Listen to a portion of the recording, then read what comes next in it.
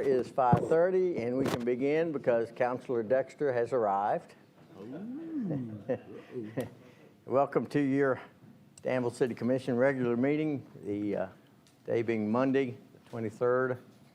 The hour is 5:31, and I will call us to order and ask that we be led in prayer by Commissioner Kevin Caudill. Thank you, Mayor. Heavenly Father, again, we appreciate this time we can join together in freedom and discuss the issues of the day of our city. Help us to respect each other and to realize we are all neighbors with the same goal. And we hope that our behavior tonight will be pleasing in thy sight. It's in your name we pray. Amen. Amen. Amen. I want to call upon our city manager to come forward and lead us in the Pledge of Allegiance. Did they have that in Tyner? Yeah, they did. Okay.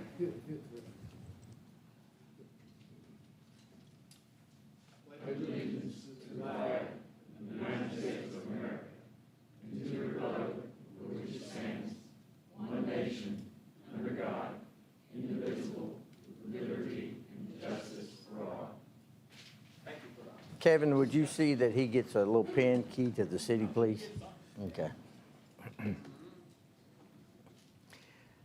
Commission, you've had the agenda since Friday night. I assume it has met with all approval. So I've not heard any to the contrary. So we'll move right into hear the public. This is the public's opportunity to have 3 minutes at the microphone to talk about any subject that is on tonight's agenda. There'll be an opportunity later to do the same on any subject that's not on tonight's agenda.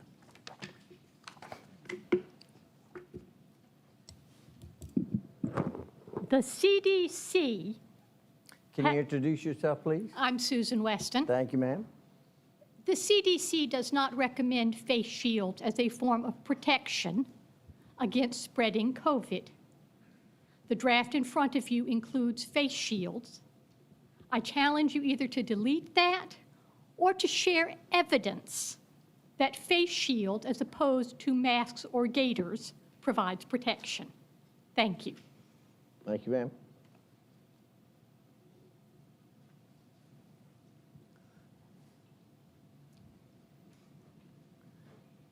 Marshall, welcome. Good afternoon, Mayor, Commissioners. My name is Marshall Wilt. I'm a longtime resident of Danville. Since 1971, I've been associated with the Danville-Boyle County Airport.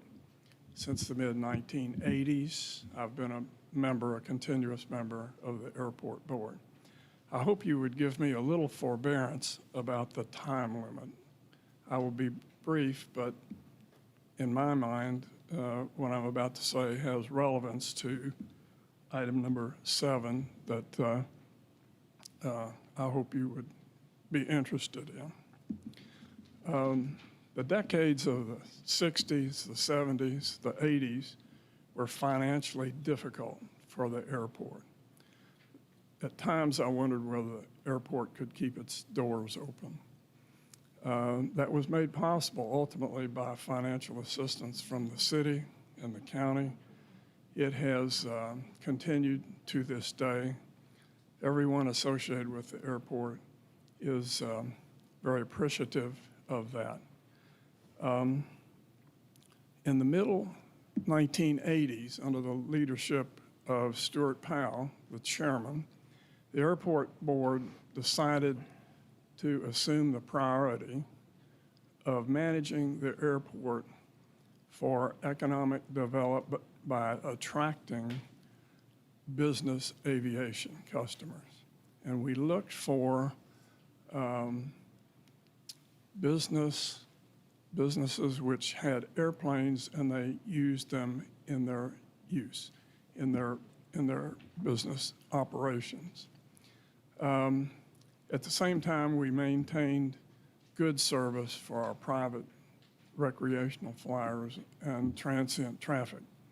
But the airport board borrowed money and built the first modern corporate hangar. By that I mean a hangar big enough and suitable enough to hangar large aircraft as might be used in businesses. Businesses that flew turboprop engines, turbojet, and jet engines.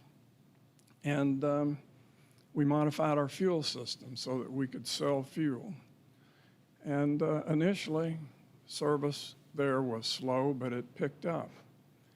In the decade of the 90s, we began to attract quite a bit of transient traffic, and we got a corporate-based jet. The decades of the 2000s showed improved interest there, and we built 2 more corporate hangars, one in the 2000 to 2010 and one more recently. These hangars are now full, and we have a good complement of jet-propelled based aircraft at Danville-Boyle County Airport Board. The way we were successful in doing this is to use Stuart Powell's business philosophy, which is to provide superior service and superior facilities at a very competitive price. Excuse we me, were able Ms. to do Mayor, that. that's 3 minutes. Thank you for the forbearance. And that was the successful approach that led us to where we are now. It's no exaggeration to say that among non-airline served airports in Kentucky, we are the envy of most. If you all have been there, you will have been able to see what we've accomplished. In that time period, the last 10 years, the city of Danville has supported us with financials of $177,000. The county has done a similar amount. To give you some perspective, in that time, as our demand grew for services and more based aircraft, we've attracted from the State Department of Aeronautics and the FAA $10 million. In the last 2.5 years, we've attracted about $4 million of that. So we've been very successful. Now, Marshall. how's this relevant to annexation? If you'll tighten this up, that'd be great. The relevance is that our tenants have been surveyed. You've seen, and I think you're aware of the results of that survey. There's no enthusiasm for annexation. There's substantial reservations about it. Some of our corporate tenants have indicated they may leave. So I want you to be aware that when you're dealing with annexation, you're dealing with a topic that can deal a severe blow to the airport. So I want to urge you in the strongest possible terms as you make these deliberations that you keep the interests of our tenants very high in your list of priorities. I know you've indicated to us a series of conversations with the airport board with potential tenants. We're glad to see that. We're looking forward to that happening. And I, again, repeat, please keep these issues strongly in your mind. Thank you. Thank you. Anyone else? I'm sorry?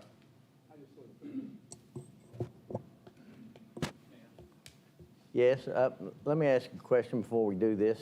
To the commission, would you prefer to hold this discussion in item 7? No, I say do it now. Do it now. Myself, yeah, Do it now. he's already started, yeah. I'm Rob Caldwell, the Airport Board Chairman, and I appreciate Marshall volunteering to give you the backstory of that airport. And there's a lot of that's gone on out there that he's been involved with Stuart Powell, and we're real proud of his efforts Actually, as he said he was going to state this, I thanked him because we're going to get it recorded and added to our history files. So thank you all for making that opportunity available and allowing him more than 3 minutes. So that's more time than I actually need for my statement. Is that, the overarching piece of this is your desire to promote economic development. And as the board chairman, I feel that the best way for that to happen is a very intimate sense of collaboration between the airport board and the city and the county and Lincoln County, since part of the airport is in Lincoln County. And I'm just here to encourage you all to be actively engaged and keep us engaged to help us all succeed. That's all I have. Thank you. Thanks, sir. Thank you. Anyone else?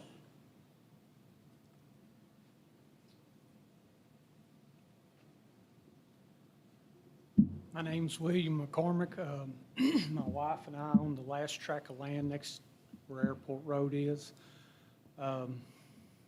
We're just here to ask you that you not annex us.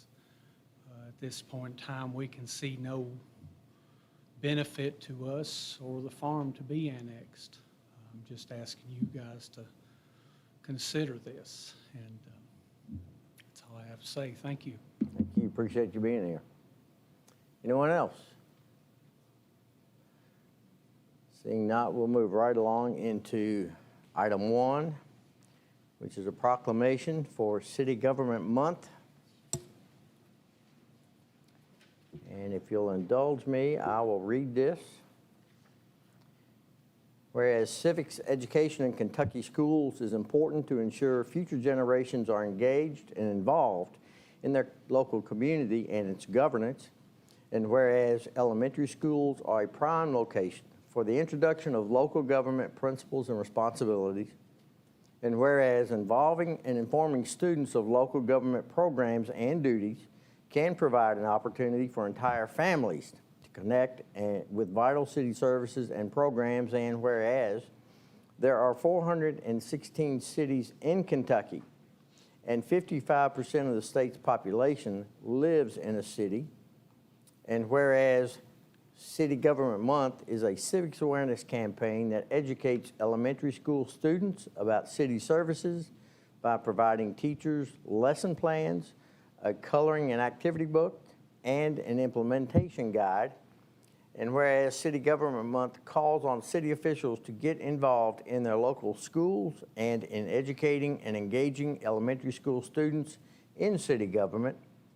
And whereas the Kentucky League of Cities Board of Directors has declared September 2021 as City Government Month in Kentucky, now therefore be it resolved that Mayor G. Michael Peros and the Board of Commissioners of the City of Danville hereby proclaim September 2021 as City Government Month in the City of Danville, and that city officials and employees are encouraged to collaborate with local elementary schools to educate students about their city government and to engage them in city services.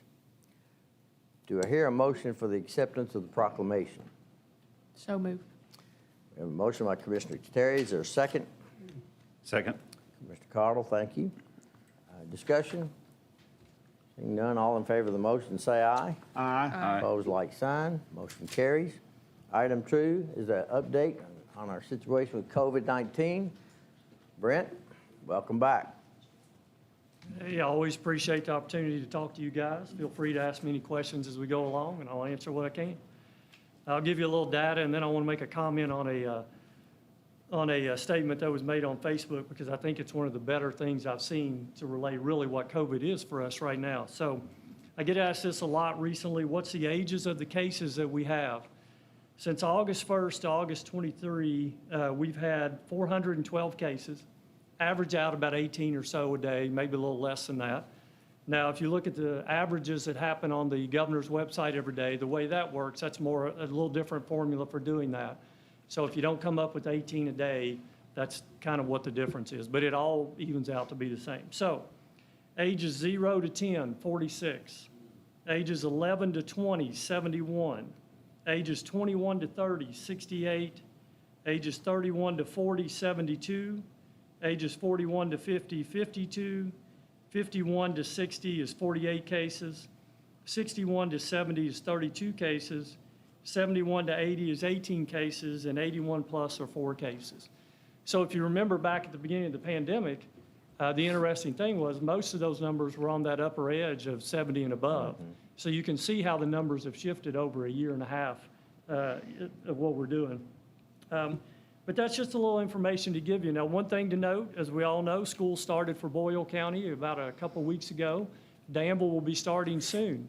My expectation is the same thing will happen with Danville that Boyle County's working their way through. Cases jump up a little at the first.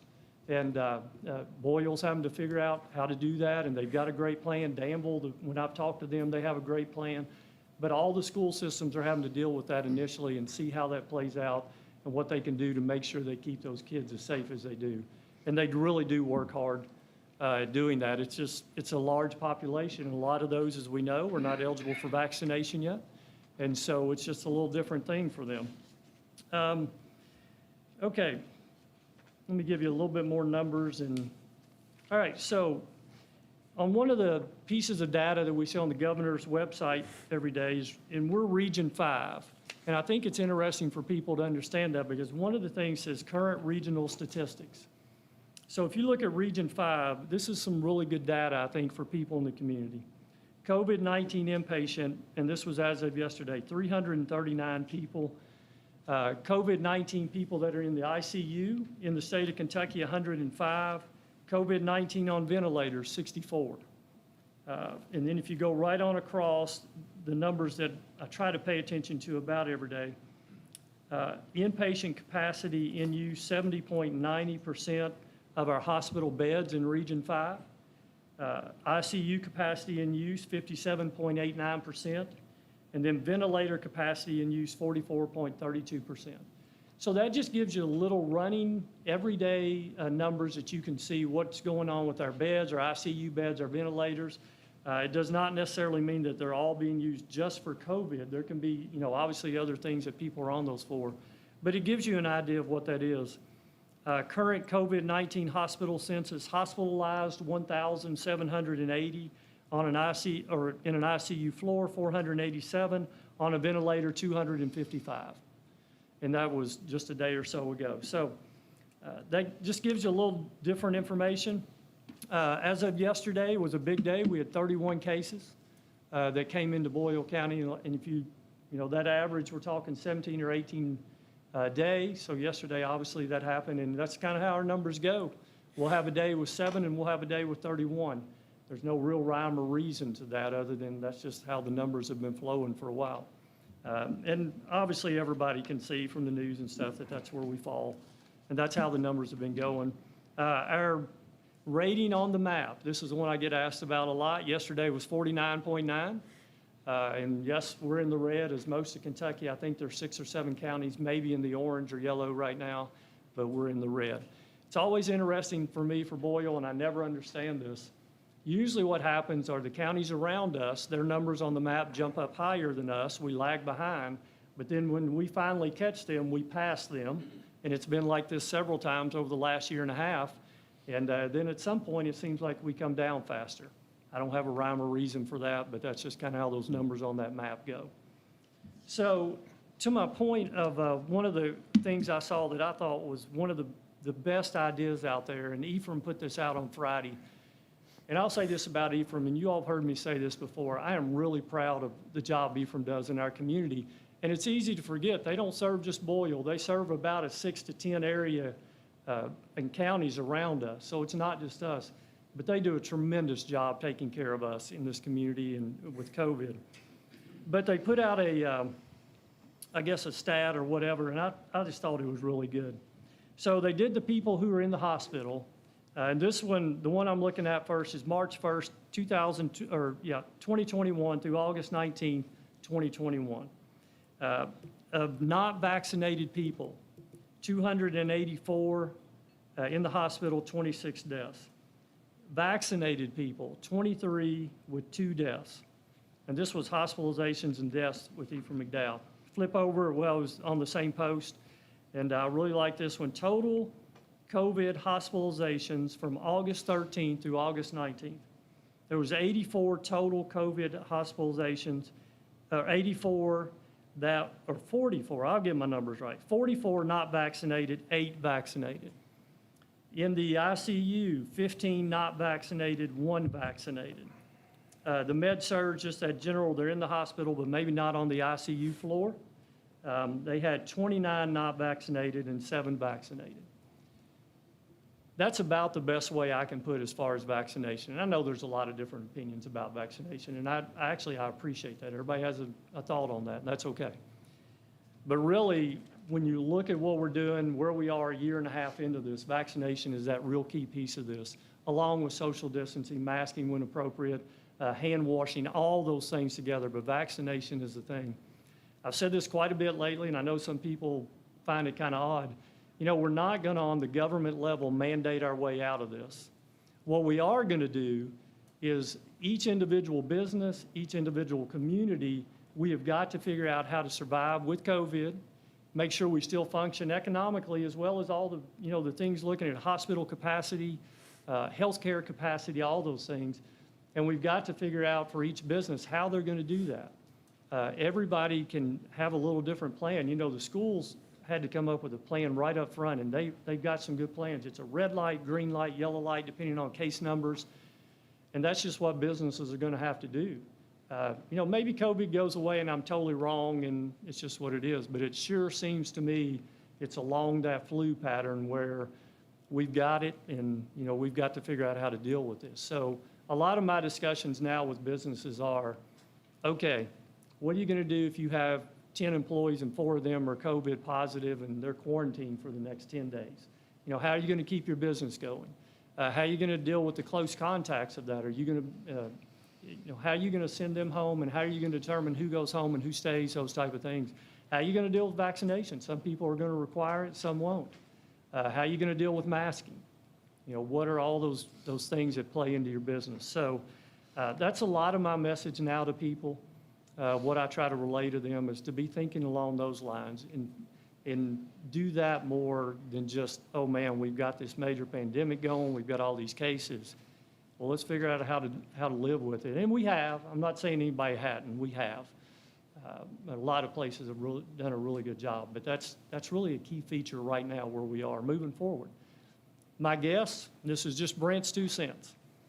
You know, if you look at how this thing has run before, my guess is we're probably in the really high plateau stage and we might be on this side of it, and hopefully we'll be there and down a little bit, and then we'll make our way down here in another maybe several weeks, a month or so, and not be as critical as it seems to be right now for all the counties. I could be way wrong about that. That's just a pattern we've had a little bit before. If you look at the amount of people vaccinated in Boyle County, we're about 52%, maybe a little more than that have at least fully vaccinated or had 1 dose. Kentucky is about 54%. If you look at all the people who are getting sick right now who are not vaccinated, hopefully they're going to generate those antibodies. So you combine the people vaccinated with all the people who are sick now who hopefully will have the antibodies, and hopefully our protection will spread a little as we get more into the fall, because we're already starting to do flu shots. That's right around the corner. Okay, that's my spiel. Any questions I can answer, help you with? I was going to, Ms. Weston asked a question about face shields. What's your opinion or?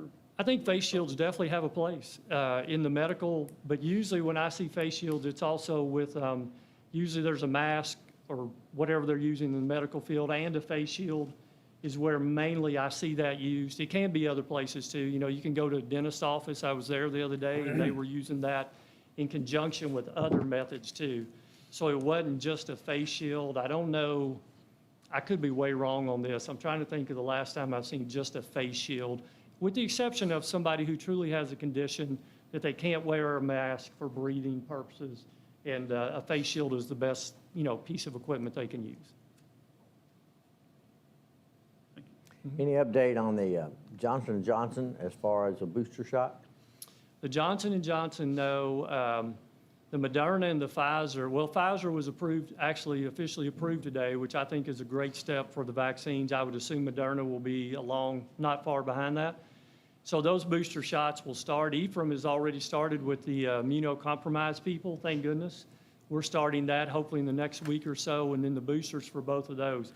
I do not have word on the Johnson & Johnson for a booster yet. Anything else? Everybody good? Thank I you. appreciate you guys. Thank you. Appreciate what you do. Item 3 is an update from Atmos Energy. Mr. Jimmy Smith. Good evening. Welcome, sir. Hope you'll grace me just a second. I've got some packets to hand out to you all. Free stuff. Thank you. Thank you, sir.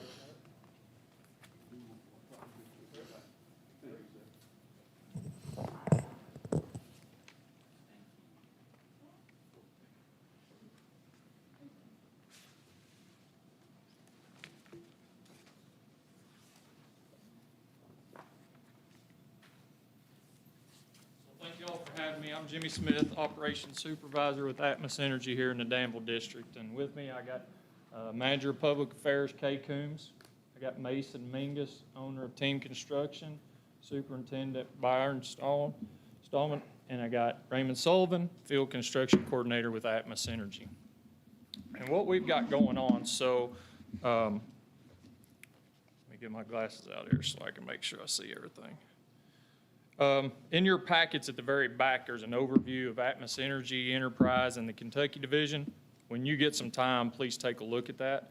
But in the meantime, there's 2 points I want to bring up. We are being proactive with our customer energy assistance and with local community action agency, which is Bluegrass for here, and Atmos Energy Sharing the Warmth program to encourage our customers to get help as soon as before winter gets here. We ask that you all would encourage them to do that. We're here to help them with their bills and stuff.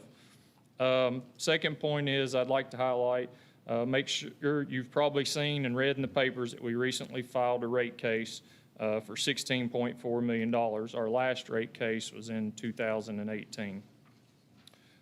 With that, what we're here today for is we met with Josh a couple months ago or whatever, and Atmos's vision is to be the safest provider of natural gas services. So with that, we have a lot of old pipe in the ground. Nothing's wrong with it. Nobody's in danger or anything of that nature, but everybody upgrades as time goes along. And so we've got a lot of pipe from the 40s and the 50s that's in the ground, and so we're ready to start making those upgrades, and we have been throughout the state of Kentucky, and Danville is one of the last towns now that we've come to, and it's time to upgrade this system, not only for safety, but also for future growth and making sure that we can serve the customers in the city of Danville. The PSC has mandated us to complete all of this work by 2028, and we are on time schedule to finish that. Danville is our last city to do that in. Depending on crews and how many people we have working here, we could finish in as soon as 4 years, or if we don't have enough people, it will take us up to 2028. In your package, you'll find some information on where we'll be starting with our replacement work in Danville, as well as some maps showing the areas for next year. None of this is set in stone. We've talked with Josh about this. If there's a blacktopping job, pavement work on a street, concrete work, et cetera, we're flexible with moving our projects up a year, back a year, whatever it needs to be to work with the city on that. One thing, just a few things I'll leave you with on Atmos that's, for me, Atmos prides ourselves on having exceptional customer service. When we put the property back that we're going to dig up and replace these gas lines, we're not going nowhere. Atmos is going to be here. You're going to see our faces. This is what I asked these guys and Ms. Kay to come here today for, because you're going to see us. We're in this community and we're not going anywhere. We'd love to serve the great community of Danville, and we want to take care of everybody that we serve with natural gas and might be a customer in the future. Team Construction with Mason, they've been with us since the beginning. So to me, that speaks volumes about them. We're not jumping from contractor to contractor. They've been doing it. I see no reason they won't. They keep on continuing to do great work, take care of the customers, and you know, we don't have any issues. So as far as the jobs go, and I'm trying to make this quick, but also give you some high points, and you got packets, we will do as much directional boring as possible so there's minimal damage to property unless we get into rock or other unforeseen things, or things we can't go around with a boring machine and we need to open cut the ditch. All concrete, blacktop, everything, we will replace. If the city has restrictions on how, when we street cut or anything, they want it put back, we will abide by those with no problems. The first two jobs in Danville, starting in October 1 of 2021, would be Pleasantwood and Green Acres is our first place. That should wrap up somewhere around the 1st of June, and the second job would start down here on West Walnut and go up and then up Harding Street, and I think you all have those before you there. So with that, we just wanted to come and give you some of that information, as Josh thought it would be a good idea for us to do that. Mason and them do a great job of video and all the property before we go through there. Take plenty of pictures. That way we really don't have much problem with customers. I mean, honestly, we haven't.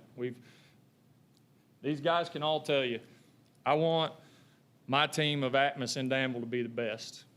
I've always been that way all my life. I expect that from my kids. Do everything to the best of your abilities. Does that mean you're going to be the best? No, but we can try to be the best. And with that, those guys know that when we dig something up or we go through there with whatever, we're going to put it back better than the way we found it. Not just as good, because most of the time when you go through, stuff's already decayed or whatever. It's older. It's been here since God made the earth. So with that, we should be able to put things back better. So that's what I'd like to leave you with. If you've got any questions, I will try my best to answer them, or I have Ms. Kay here to answer what I cannot. Any questions? No, I would just like to say thanks for being proactive and getting the information out there to us, because a lot of times it may not be us doing the work, but we get phone calls sometimes, so I appreciate knowing that this is coming. And to that end, I know y'all aren't going to have anything go wrong or mess anything up, but just in case something happened, is there a local number you can call, or do you call this 800 number? Or I do. I have some business cards that I forgot to give to you all, and this will have my cell phone number on it. But that's another good point you bring up. So Raymond's our field construction coordinator. He'll be on the job site every day. So somebody is going to see somebody from Atmos walking the jobs.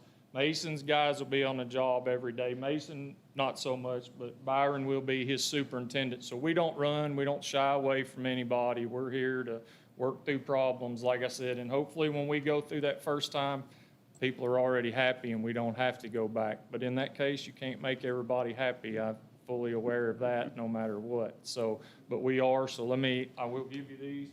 These have got Thank you. a personal cell phone number on there. Thank you. Not yet.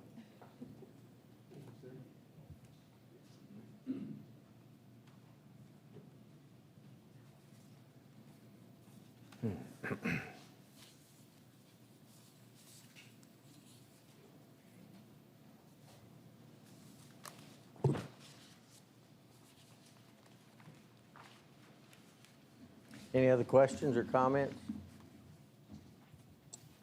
Thanks for being a good neighbor. Thank you all. Thank you. Appreciate your time.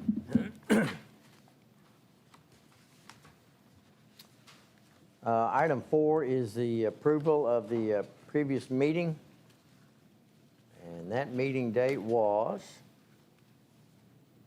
we actually have two, August the 9th and a special one on August the 12th. Chair will entertain a motion to approve or amend. I move to approve Thank you, the Commissioner. minutes of the regular meeting on the 9th and the special meeting on the 12th. Thank you, Commissioner Atkins. Is there a second? Second. Mr. Terry, thank you. No additions, corrections? Seeing none, all in favor of the motion, say aye. Aye. Opposed, like sign. Motion carries. Item 5 is a zone change recommendation. This would be at 424 and 426 South 4th Street, as well as 433 and 437 South 3rd Street. Is Steve Hunter here? There you are. Thank you, Mayor. Alrighty. Hopefully, the commission got the staff report in their packet, has all the maps and exhibits. Planning Commission had a public hearing on July 28th, 2021 for the property you just heard described. The applicants are Mark and Joan Morgan. There's 4 parcels, 2 that front on 4th and 2 that front on 3rd. Mr. Morgan basically came into our office and kind of pointed out that half the property is zoned highway business and the other half on the other street zoned RM2. The lot lines don't correlate with the zoning lines. There's a split there. The 2 lots that are zoned commercial, as you can see on 4th Street, don't match the property lines, and then the RM2 sections on 3rd really are split zone between RM2 and highway business. His desire, after, according to him, to see in the downtown master plan was to zone this to central business, which kind of takes away the highway business, kind of more auto-intense type of zoning district, and then the RM2 on the vacant portion of it, and put it all in one zoning district, that being central business to match the downtown. And as he described it, he saw from the Jacobs Alley north kind of tying into a certain style of development with the downtown master plan, and thought the central business district fit that directive better. To do a zone change, though, the future land use map came right up heart and middle and center here, and as we looked at it, realized again, mixed uses were sort of shown on the map for that parcel. Low density and commercial, and so as a precursor to the zone change, Mr. Morgan also filed a Flume amendment case to kind of clean that up and make that mixed use residential. That action passed 9-0 at the Planning Commission to amend the future land use map, again, to mixed use. And then with that, after that hearing, then we went into the zone change hearing, and the applicant's conditions are outlined on pages 8 or 9. I won't go into those, but they're in the staff report. There's 10 conditions that Mr. Morgan and his wife worked on themselves and had several drafts before they ended up on these 10 conditions. And the Planning Commission, again, had a public hearing. There was nobody in the audience in opposition, and then passed this application 9-0 to forward a recommendation to approval to the City Commission. I'll be glad to answer any questions you might have on the application. Mr. Morgan emailed me today. He wanted to be here, but he's out of town, and I'll try to answer any questions you might have on the application. Is there anything in this that would even mildly concern you? No. Okay. Staff had no items of concern. It's more of a cleanup rezoning of any. Are you just asking that for informational purposes, Mayor, or do you have some concerns? I have no concerns. Okay. I'm asking, Well, I'd like to make our staff person. I'd like to make a motion then to approve this so we can get it on the table for discussion. So offer a motion to approve the planning and zoning recommendation. Thank you, Commissioner Atkins. Is there a second? Second. Commissioner Terry, thank you. We are in discussion. Like, makes sense to me. Call the question then. All in favor of the motion, say aye. Aye. Opposed, like sign. Motion shall carry. Thank you. Appreciate it. Mayor, we will prepare an ordinance for consideration at the next regularly scheduled meeting then in conjunction with that motion. Thank you, sir. Item 6 is municipal order number 08-23-01-2021. This is safety protocols for COVID-19. Is Randy here? There you are. I am. Good evening, everyone. So you have in front of you a proposal that staff has put together for the city of Danville as it relates to COVID-19 protocols.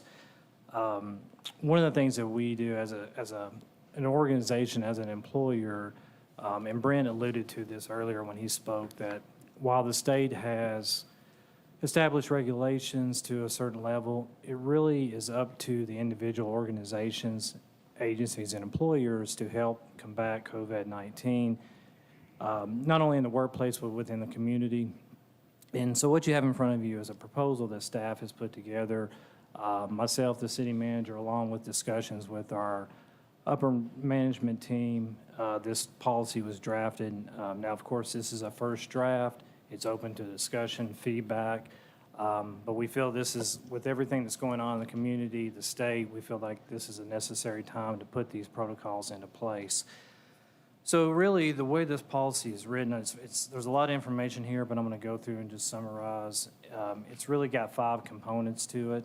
The first component is related to employees of the city. We have, the city right now roughly has anywhere from 250 to 280 employees on average. That's a large workforce. That's a large workforce to keep safe. And, safety and well-being is the #1 priority for our employees and their families. And so with that, part of what we're asking for in this policy is a face mask requirement to be implemented for all city employees regardless of vaccination status. Simply what that means is that anytime that an employee is within close proximity of another individual, within 6 feet or less, or they're mobile throughout any city facility or utilizing a city vehicle when it's occupied by another employee, for example, 2 people riding in a truck together to a work site, we're asking to mandate mask requirements for the duration of the pandemic or in the state that we're in currently.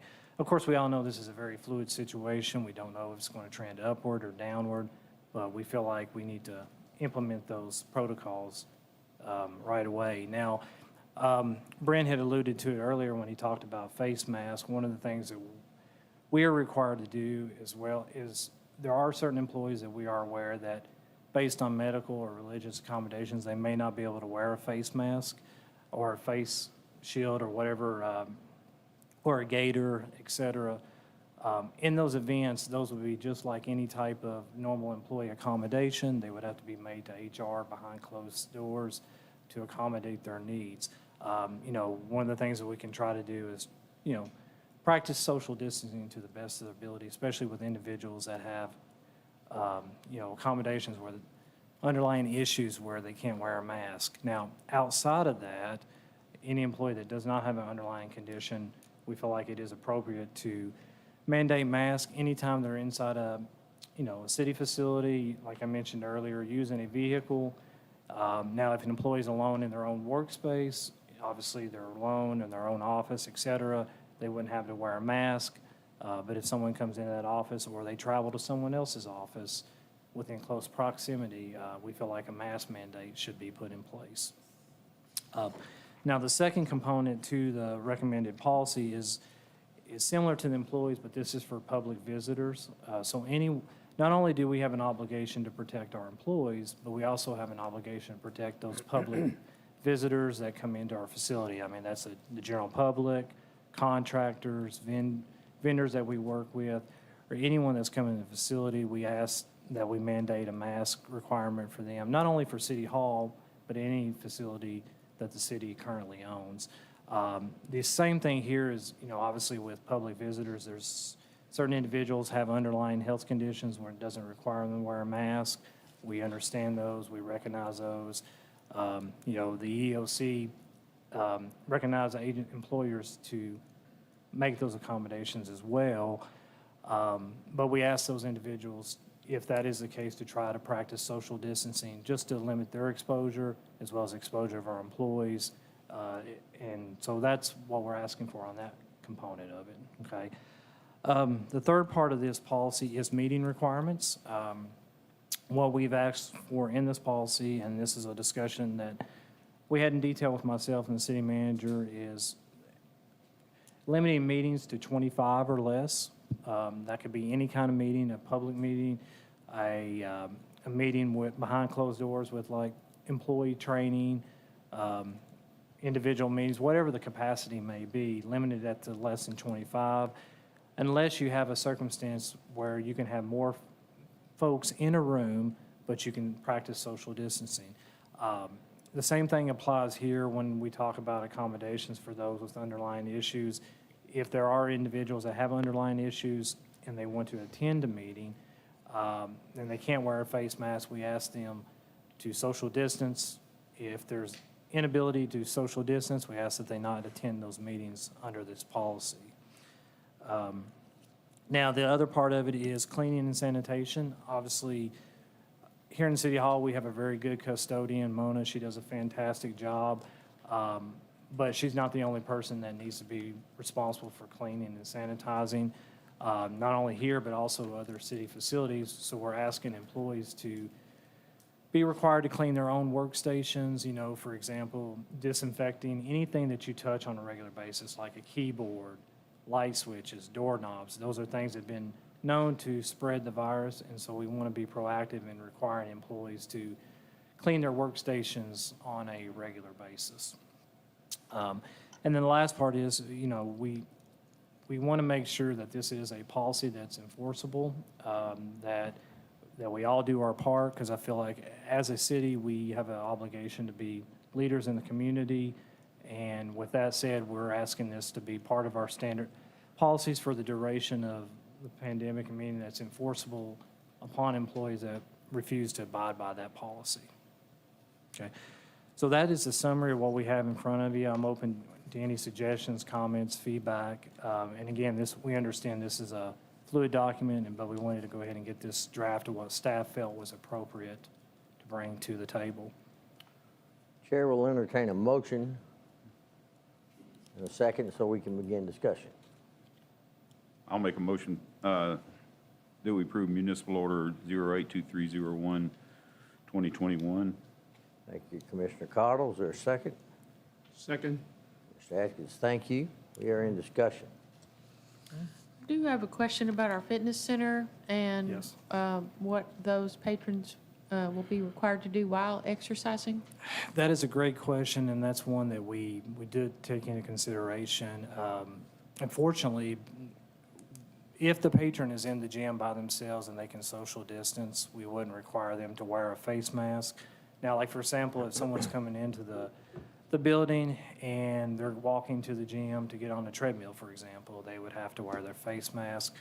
But if they're close to someone within 6 feet proximity, two people on a treadmill side by side, yes, they would have to wear a face mask under this policy. But again, if they're 6 feet or more away, they would not. I know that was actually probably one of the most difficult things we looked at and that is a challenge for us, but unfortunately in a gym setting, and that was one of the things that was difficult earlier in the year with some of the governor's requirements were gyms. But that's how we felt the best approach to take with that. Okay, thank you.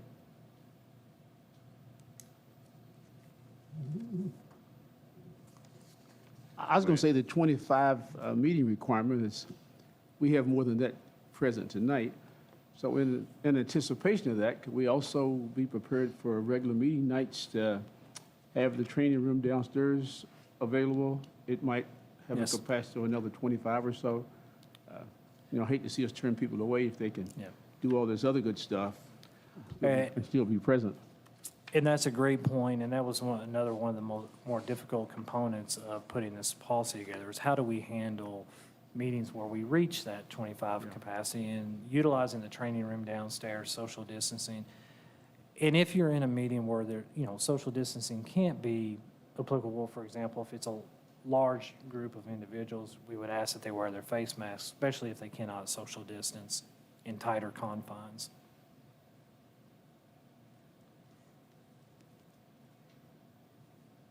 I guess my comment relates to the face shield, after listening to Brent talk about it, that Yeah.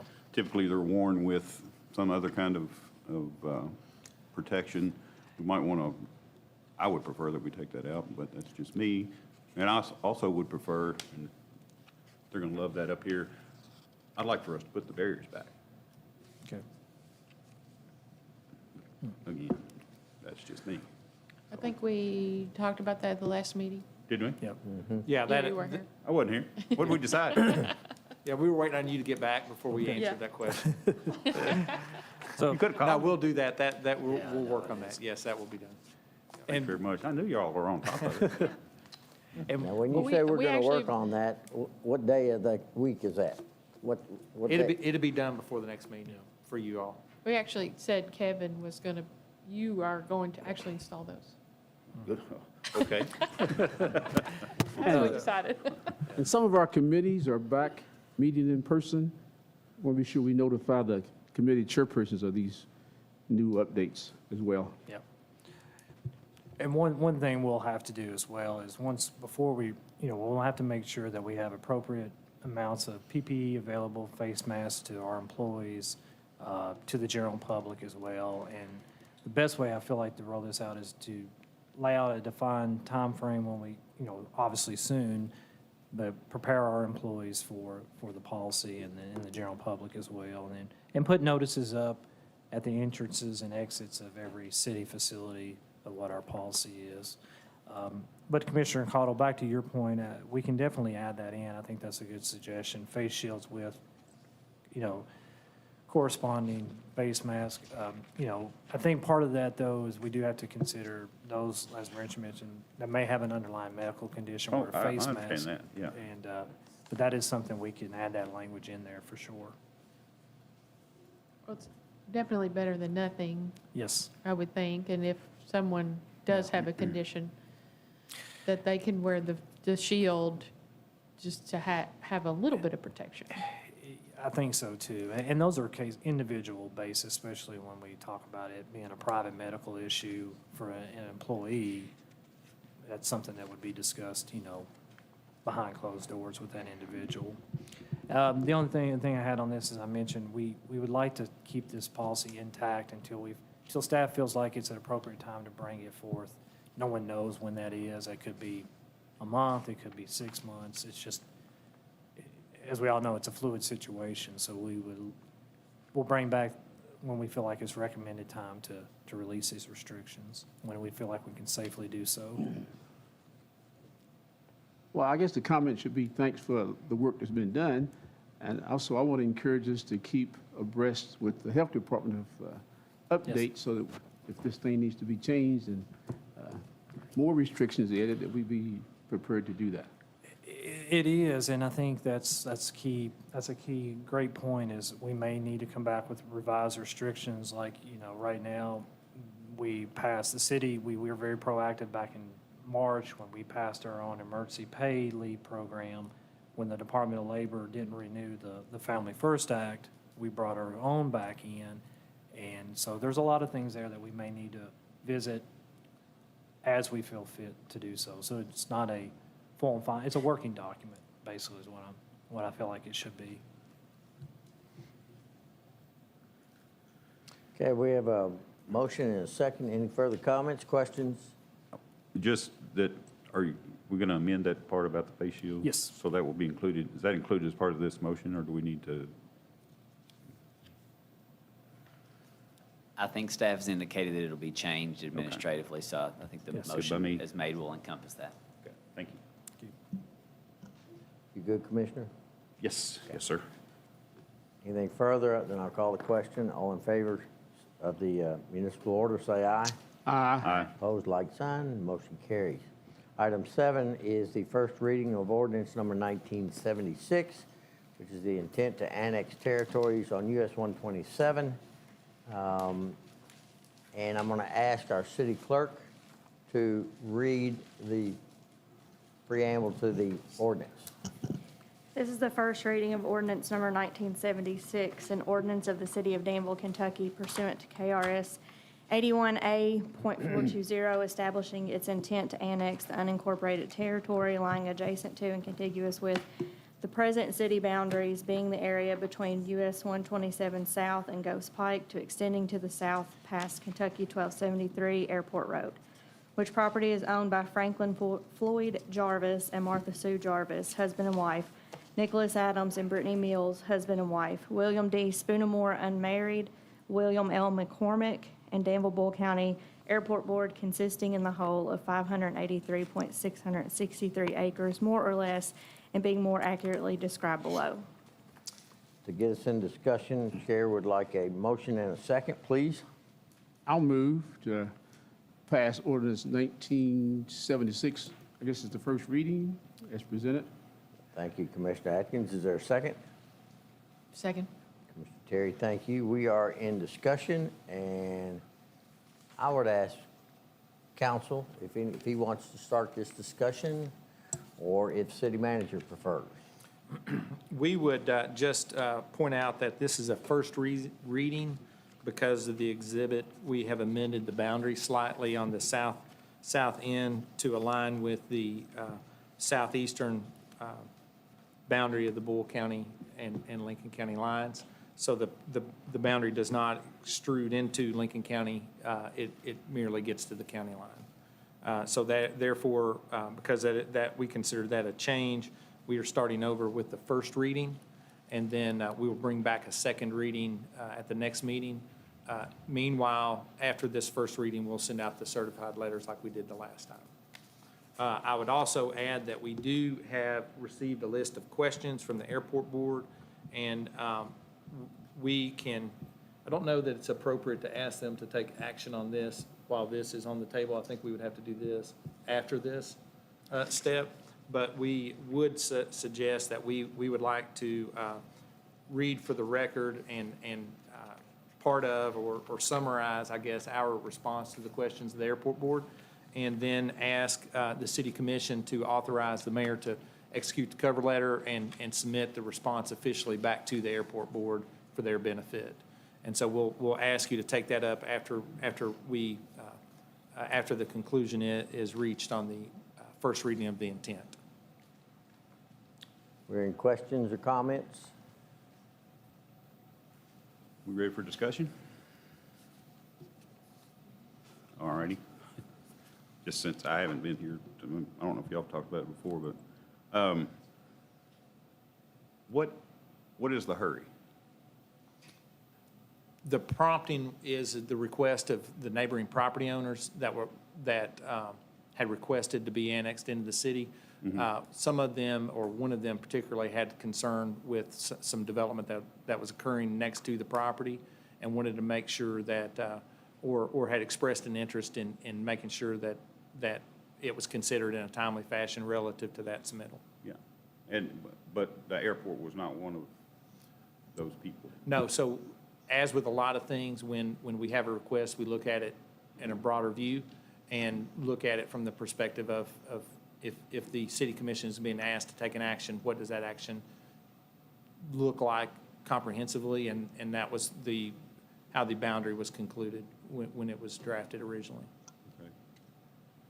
Would it,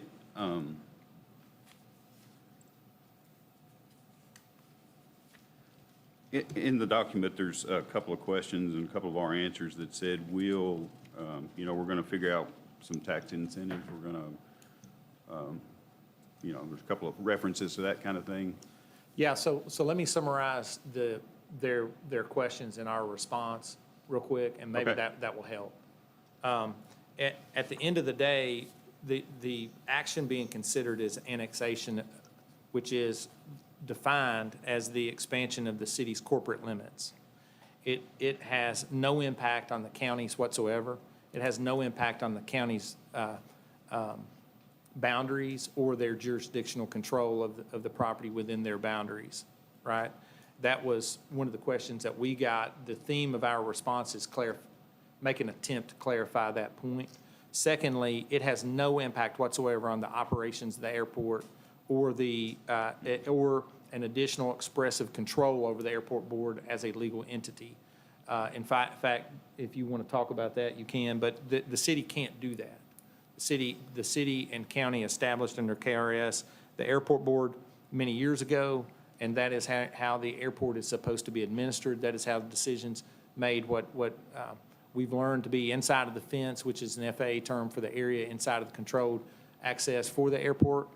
That area is under the control of the airport board, will remain so. This was not in any way an expression of the city's desire to be in that realm. That it has nothing to do with the action being taken, right? Setting that aside, this is what it is about, is the intent to bring the city to the table as development occurs and continues to push in the direction, as we talked about. The discussion with one of the property owners came about because of development in the area, right? And so therefore, this is strictly about the city's organization versus the alternative. It's about extension of municipal services in and to the airport, around the airport, and to the properties, particularly from a regulatory perspective. For example, one of the property owners desires to be inside of the city limits of Danville for the opportunity for perhaps alcohol sales at the property, as an example. So there's benefits for every individual, and it's purely about economic development and what the city has to offer and with municipal services and also regulatory authority necessary to protect public health and safety, right? It is also, from an incentive perspective, it puts the city of Danville squarely with the airport, with the area around the airport. When development occurs, it puts the city in a position to offer, to the extent that it has different incentives than the counties do under Kentucky law. The city then, therefore, it brings another player to the table as it relates to economic development around the airport. So currently, there are 2 governmental entities around the airport that can participate inside of the realm of economic development. Once the annexation is complete, there will be 3, and the city of Danville will be one of those. The city has always had a robust incentive policy towards economic development, and we suggest that would continue, and we would be a staunch advocate of that as time passes, which is why when we look at the schedule, we're talking about the first reading tonight. We will submit a second reading on September the 13th. The schedule, there will be a 60-day advertisement period for the annexation, which means on or around September 20th to November 22nd. What will happen is the city staff will be proactive in having impact discussions on the businesses inside of the airport.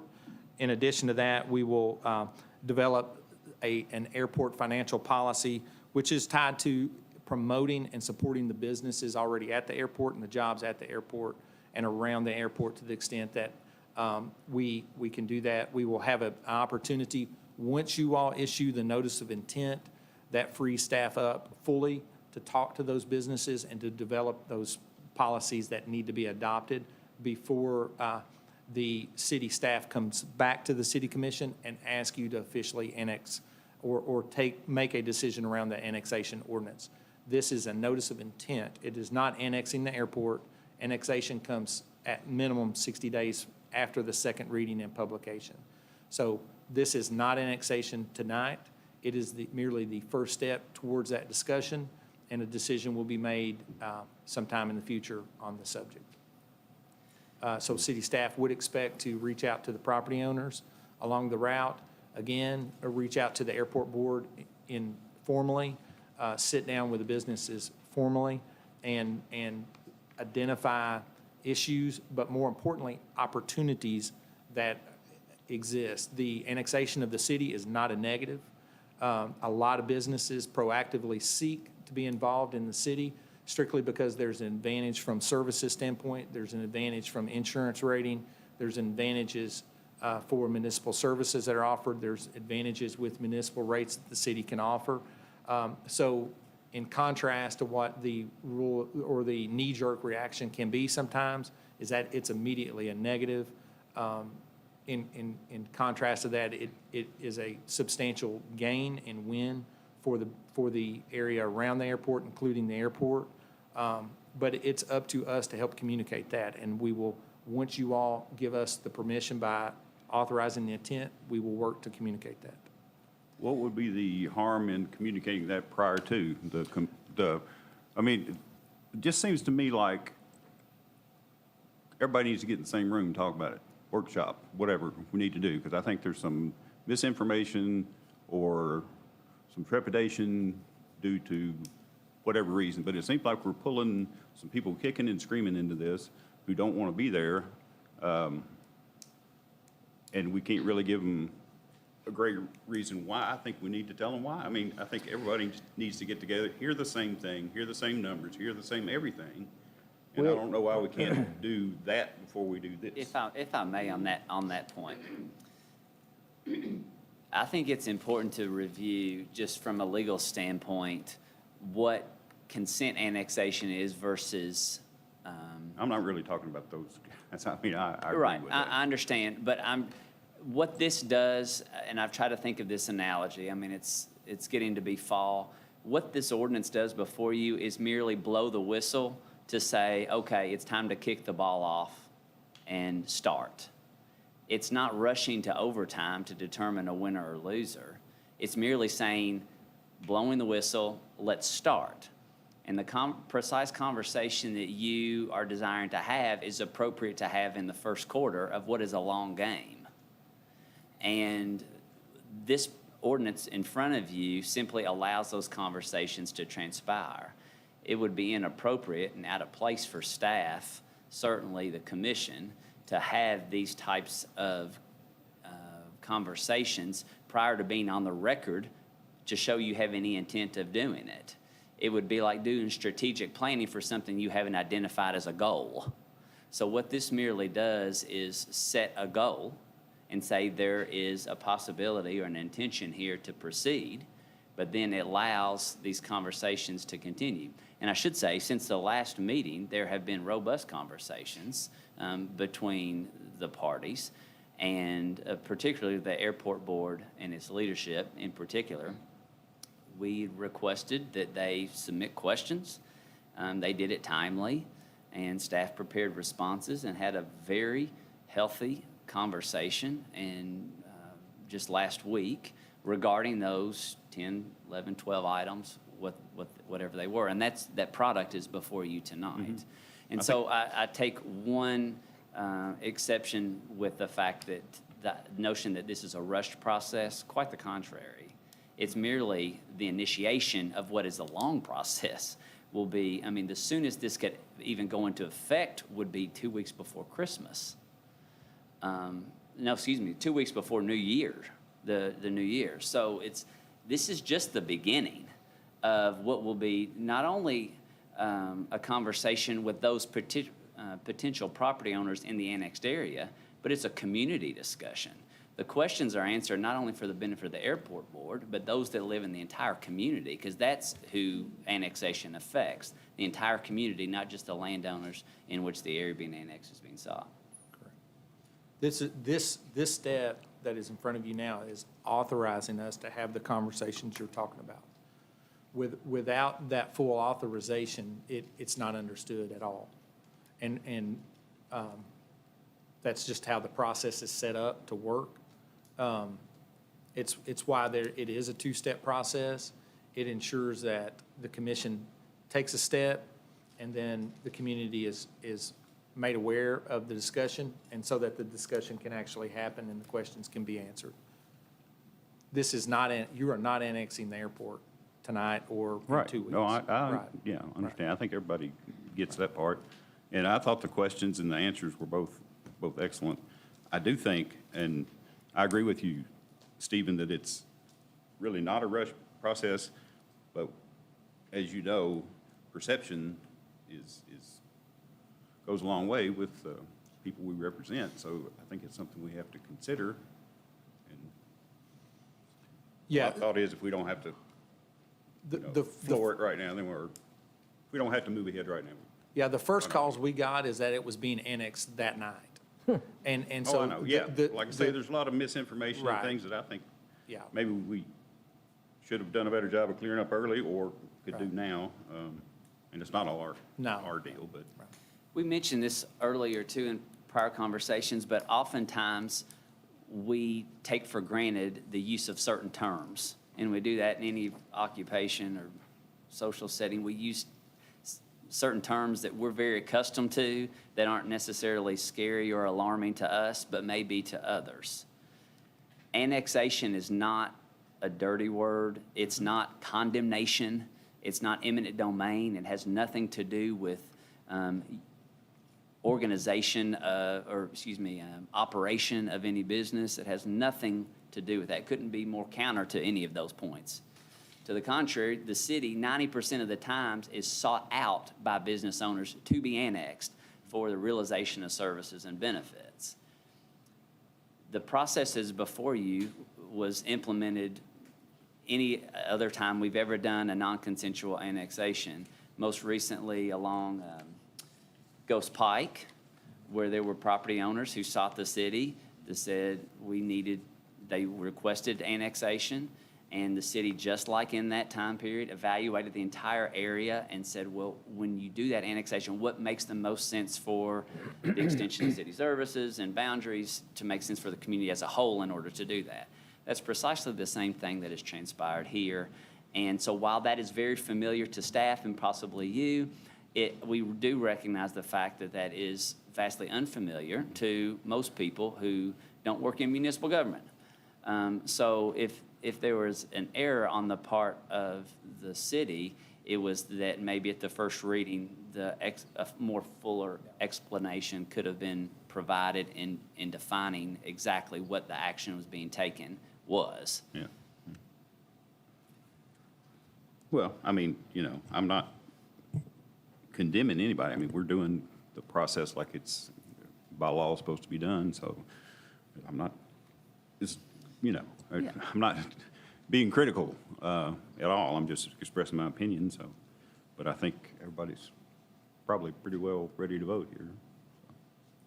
I'll step back. Everybody good? He never steps back. What are you talking about? Well, I call for the question then.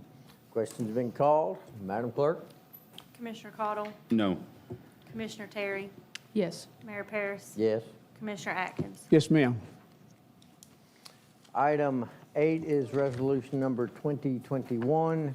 Mayor, if we could go back to that real quick, I would yeah. like to ask that the city commission authorize you to sign the cover letter that we put on your desk in response to the formal questions the airport board submitted, and therefore making our response, our extended response to those questions as part of the record officially and endorsed by the full Board of Commissioners.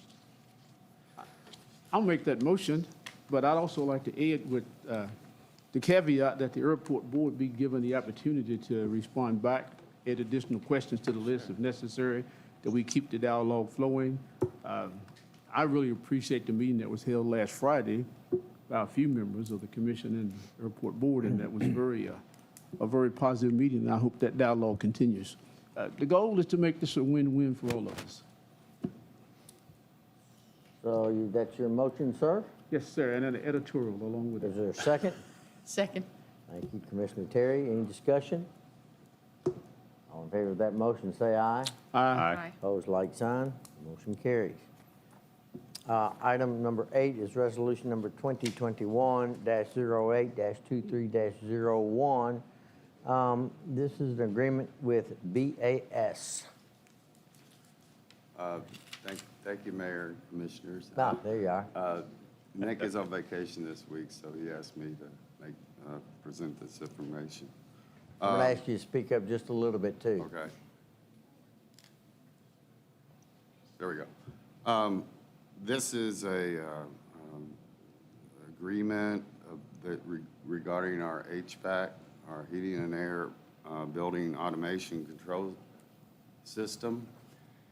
These are units that we have throughout the city, different facilities that allow us to maintain and control the heating systems.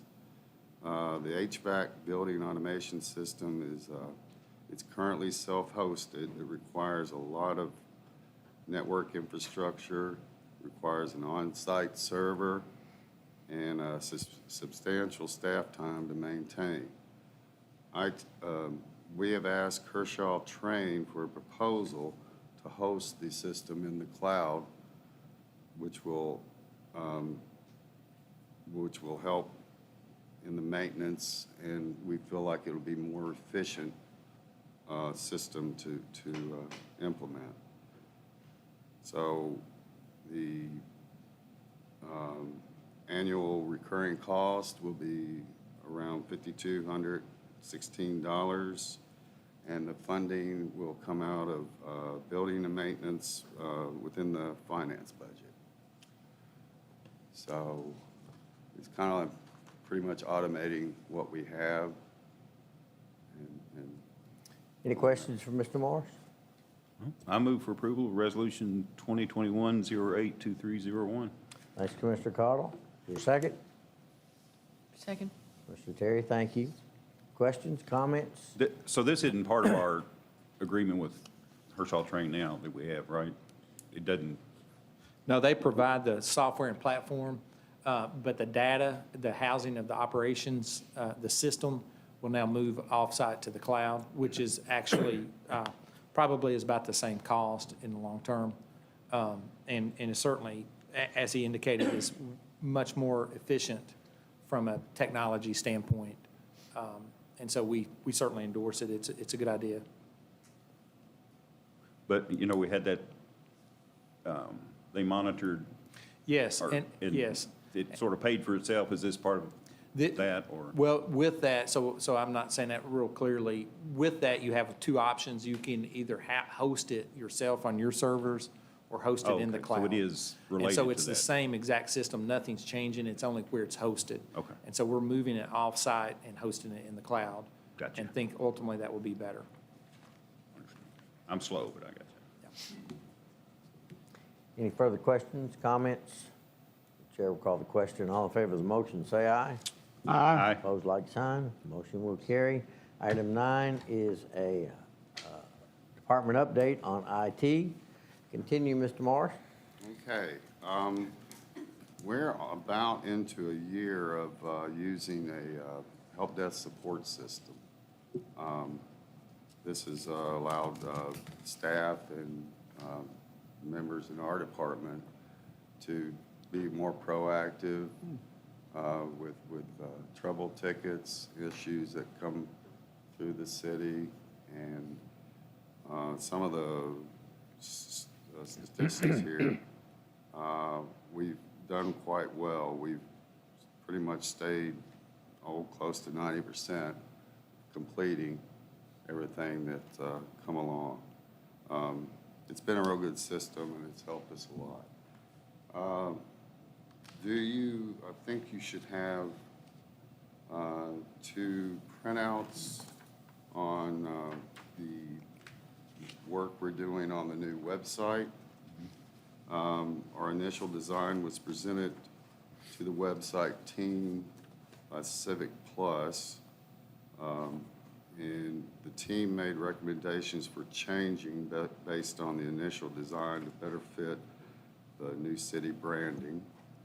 A second update design was submitted, which is let's see, we have the image that has the black header at the top was the original proposal they made, and the staff came back with an alternate kind of look and feel design. It's has white, it has our new logo. We feel like it's a little bit cleaner design and easier to use. Civic Plus is now working to put this design in place, and we should have a demo site with a new design to show the commission maybe at next meeting in a couple of weeks. The content from our existing website has been uploaded and formatted into the new site structure already. Staff has been selected by each department and will soon attend training on editing and publishing the content. Once the training is complete, the website team will be asking each department to update and to add content on their own to the website. If there are no delays in the process that we have planned, we should be able to have a new site ready to be online within the next 60 days. So I know we've been talking about this, and some of the people in the community have wondered, so we're very close to having that.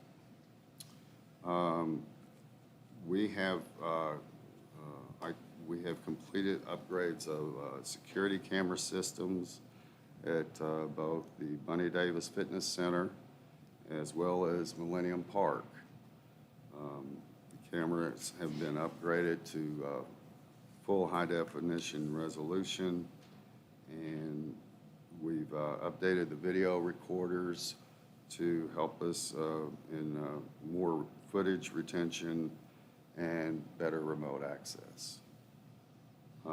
We have ordered equipment to begin doing the same at the parking garage, and upgrades there will include higher definition cameras, longer footage retention, and we're going to be doubling the number of cameras on floors 2 through 5. So we'll have a lot better system down there. Network-wise, we're still underway in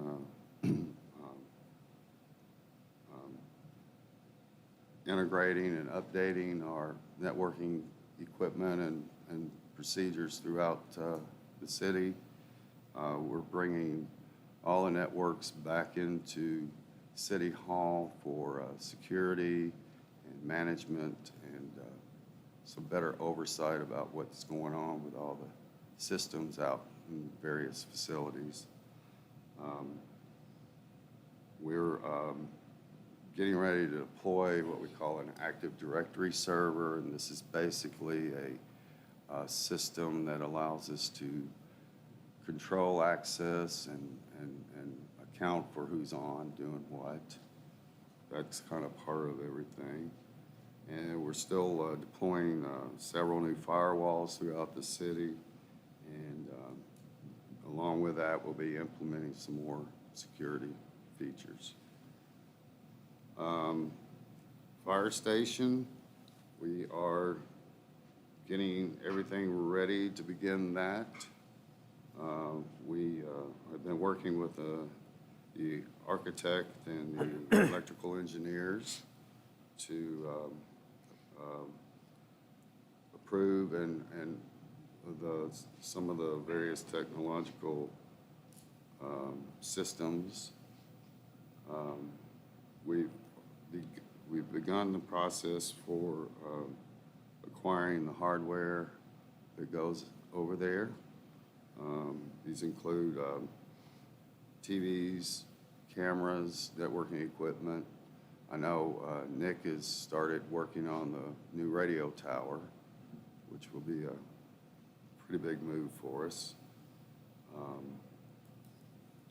So that's pretty much kind of what we're involved in. That along with every other thing that will come up in between. So, thank you, sir. Any questions?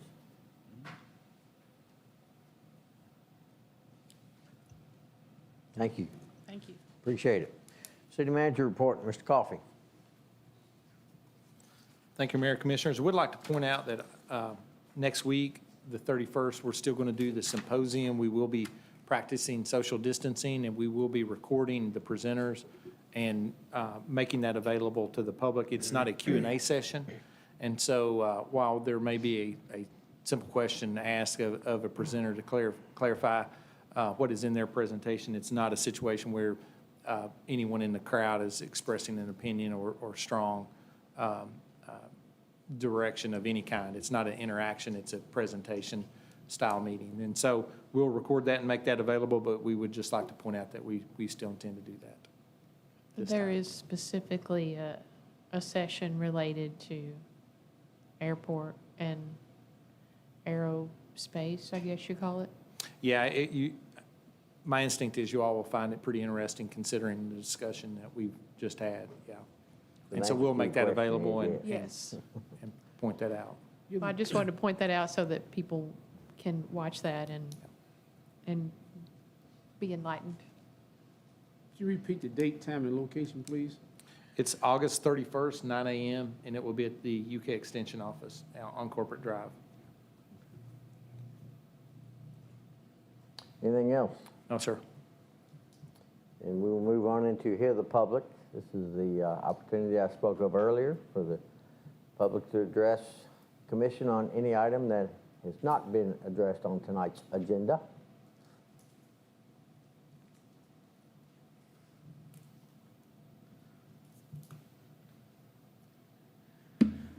When the ICU is full and has no beds left, and the hospital has no place where they can open another ICU operation, when, not if, that happens, whether you are sick or not, you will know the people who cannot get the care they need.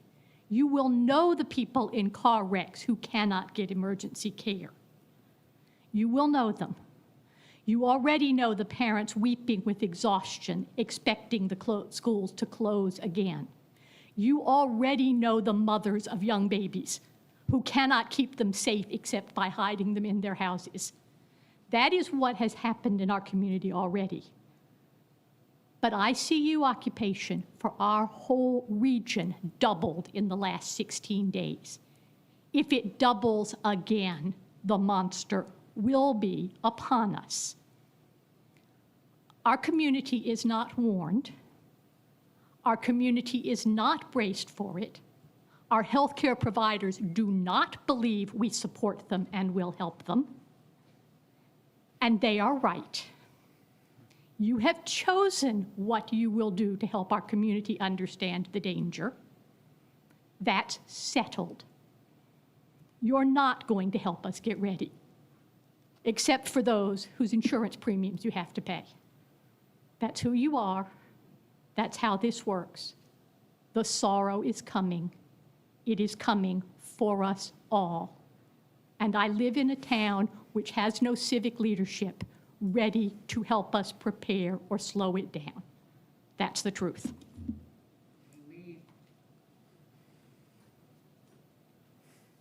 I'm going to ask a question of Ms. Weston, if you don't mind.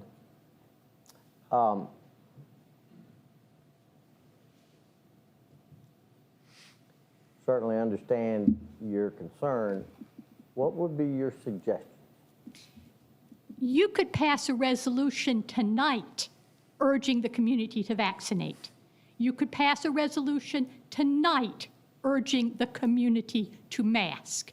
You could give directions for there to be a plan if half of our police department is out.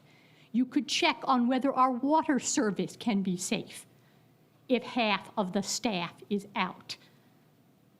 You could speak honest to goodness. If you heard that a building was on fire downtown, you would hurry over to see if you could help. You would. If a tornado hit this building, no one sitting at the high table would leave before they knew the rest of us were out safe. And you could act, you could use your voice, you could help the community understand. You could update your website to tell people where they can get vaccine and where they can get tested. But no, you got a website that's dated last April. You could lead, you could help. That's what you could do.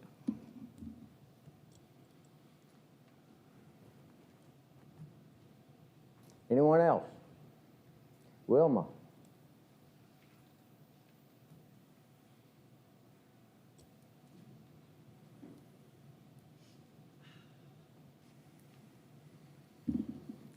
I'm Wilma Brown. Excuse me. That's from wearing the mask, but I'm glad to wear it.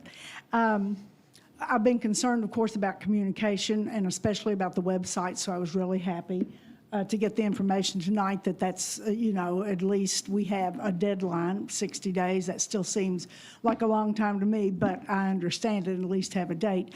I also was encouraged to see today that the 2022 budget has now been put on the website. It was put on a week ago. So that was something that I had been concerned about too. So I'm glad to see that, and that citizens have an opportunity to look at that and see how the city is already spending our money. So thank you very much. Who updates our website? Staff does in general provide updates, and then IT manages it. You want to be any more specific? Is there someone on staff that does that? No, it's generally, the content's provided by all staff. Okay. Yep. May I ask a question? Mm-hmm. Our department heads manage the quarantine protocols and staff issues with COVID. Is that correct? Yeah, so we do that, and we've asked, particularly on the utility side, that they organize themselves in a way similar to that we did last spring and start to think about ensuring that we do have coverage. And we do, as individual department heads, have our plans for our departments, which is operating the water plant, for example, is a lot different than operating the police department. And so we ask those department heads to take those plans on themselves. And they've done that collectively with you and Randy Boyd as well to, everyone has kind of had some input and has pitched in and helped. Is that correct? It is.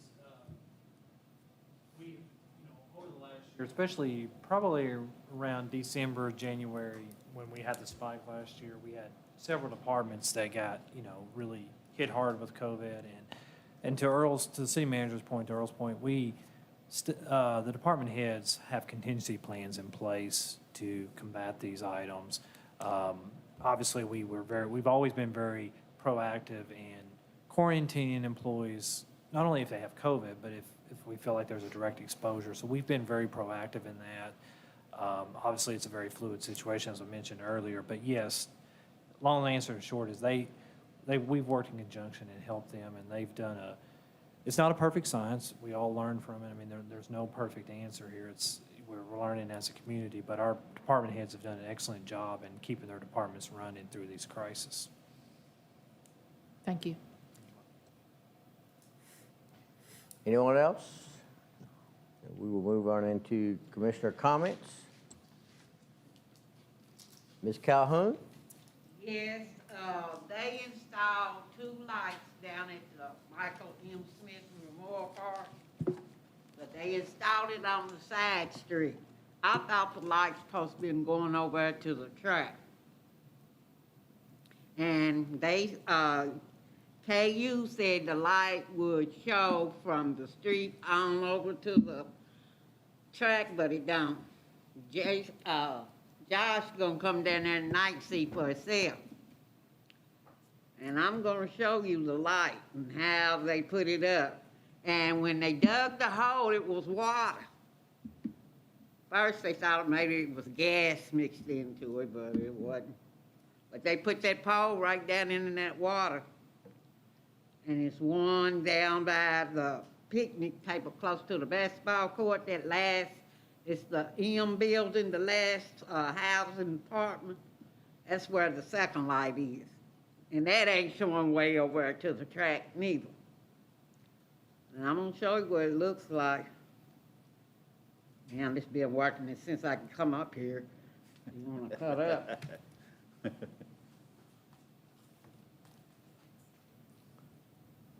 Josh, you want to get with Ms. Calhoun later on? And Yes, we spoke this morning. I met down there with KU. We got a quote to run conduit along the trail, to put lights along the trail, and it was going to be about $10,000. KU was willing to put these lights in for free.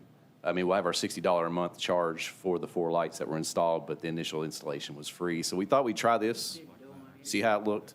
If we need more lighting down there, we can revisit the conduit along the trail. How they installed it, and wires and things. so KU did the installation, is that correct? And it ain't going over. Yes, that's correct. Look, why they leave wires like So if Ms. Calhoun has concerns about the wiring and the way it looks, she needs to address that to KU. I'm sorry? I can speak to KU about her concerns. And Yeah, I think you would be a good conduit, pardon the pun. Like we spoke earlier, KU, you kind of have a little trust that they know what they're doing with some of the installation, but we'll follow up on it. If they knew, they said it's supposed to show over and then it's not. Now why they stick the pole down in some water? I get it. Huh? I see it for myself. I went over and investigated. Here's the old one, way down there. Now how it's gonna show the track?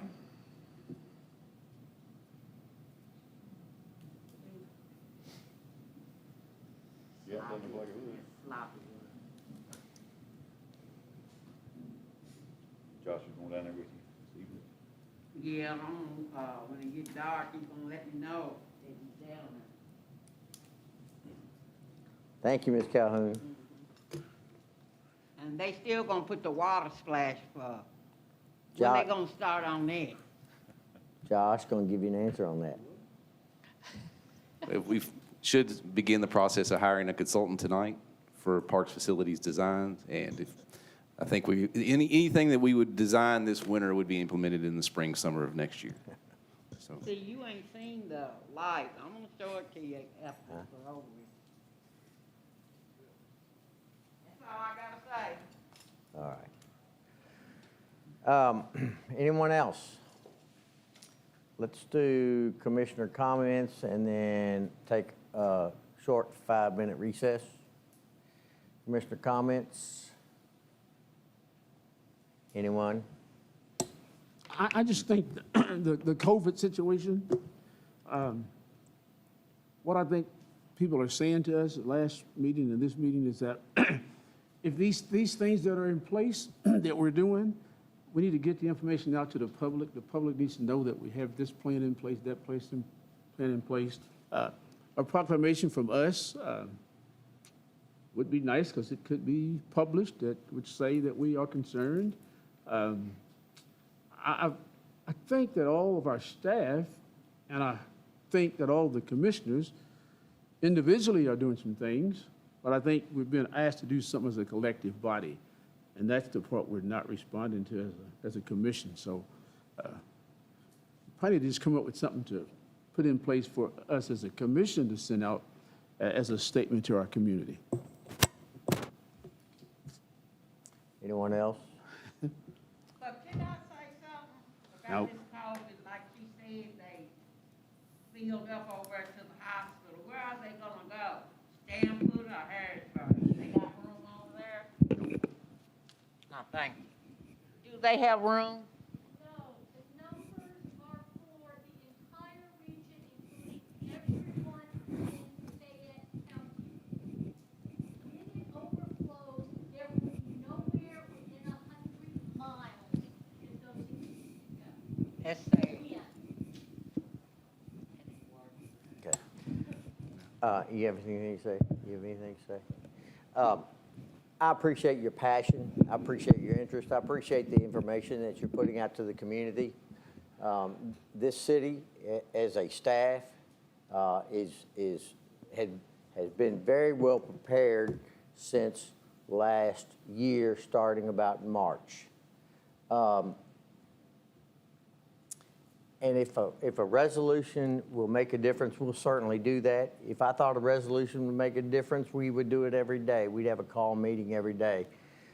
But this is one that's frustrating to all of us. I mean, what is it that people don't know after all this 18 months of publicity? What is it they don't know? And I'm frustrated because what is it that we can tell them differently that they don't know? So we'll do a resolution, and any other ideas that come to anyone's mind, we'll certainly entertain that. But What about the motels? What about what? Putting them in motels? Well, I don't believe that'll work. That'll work? No, that won't. They say Danville needs another hospital, that's all it needs to do. Well, Mayor, if I may interject on the hospital capacity, they do, if you'll remember, UK used the Nutter Training Center, I forget if that's the formal name of it now, and established temporary beds that never got used. The hospital here has reached out before about establishing temporary beds as well, and they could do that again. Certainly, the Jenny Rogers facility would accommodate that as an easy example. And so there will be it will be necessary to continue to adapt and change as the pandemic continues to adapt and change. About a month ago, I would say the hospital had 0 cases. That has changed, and so you're seeing that the medical staff in our community amp up their intensity and response, as well as the presentation by the health department tonight. As you saw Brent amp up his intensity and response appropriately to the response to the crisis, and I would anticipate that continue to happen. They do reach out to us. I met with the hospital this morning on other things, and we did have discussion about COVID, and certainly Brent was here tonight, and he stays in regular communication with Randy, and we would expect that to continue. So my last comment is that while we have a Well, we have a tragic event unfolding again in this country with COVID. We have a very tragic event unfolding in Afghanistan. And I would ask each of us tonight, tomorrow, next day, keep those people in your hearts and minds as the next few weeks are going to be very difficult for us all. And with that, I will call for a 5-minute recess. And let's do that.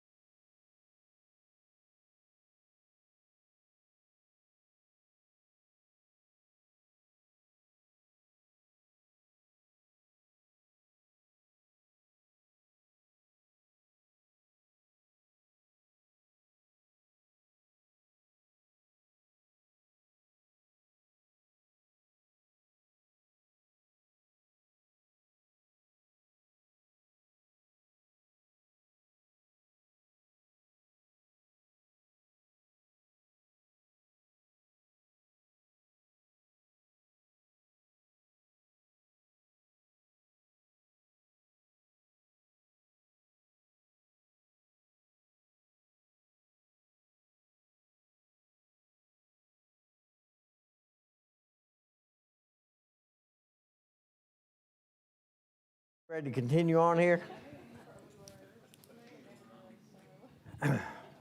Item 11 is the payment of the bills.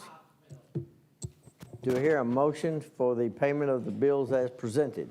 I will move to approve the bills as presented in the amount of $330,312.38. Thank you, Mr. Terry. Is there a second? Mr. Cottle, thank you. Discussion?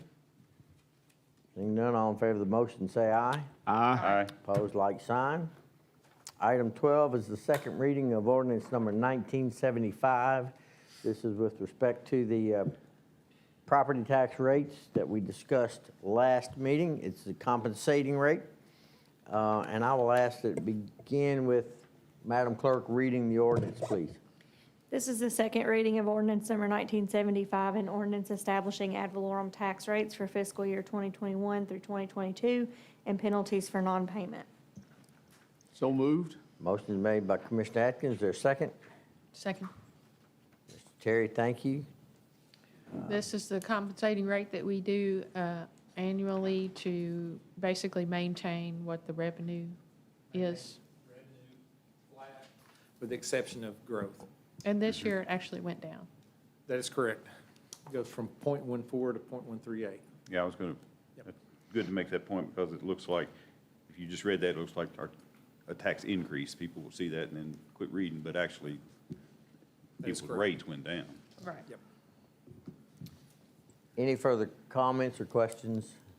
Seeing none, Madam Clerk? Commissioner Terry? Yes. Mayor Paris? Yes. Commissioner Atkins? Yes, ma'am. Commissioner Cottle? Yes, ma'am. Item 13 is resolution number 2021-08-23-02. This is with respect to some funds, CFR funds. Mr. Coffey.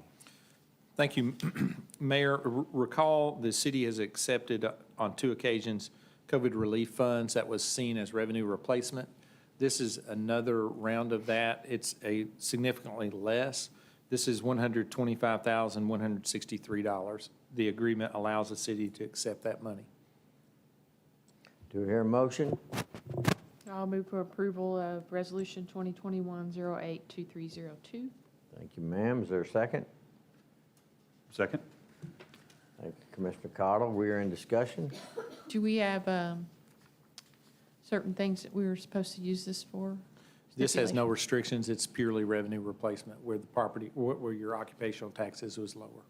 Thank Your you. net profits, I guess, both of them. Call for the question. Questions called for. All in favor of the motion, say aye. Aye. Opposed, like sign. Motion carries. Item 14 is an engineering report. Mr. Morgan.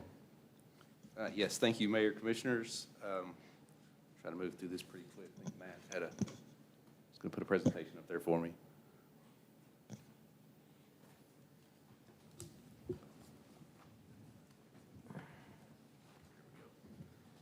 Earl, how come you never did a PowerPoint when you're doing?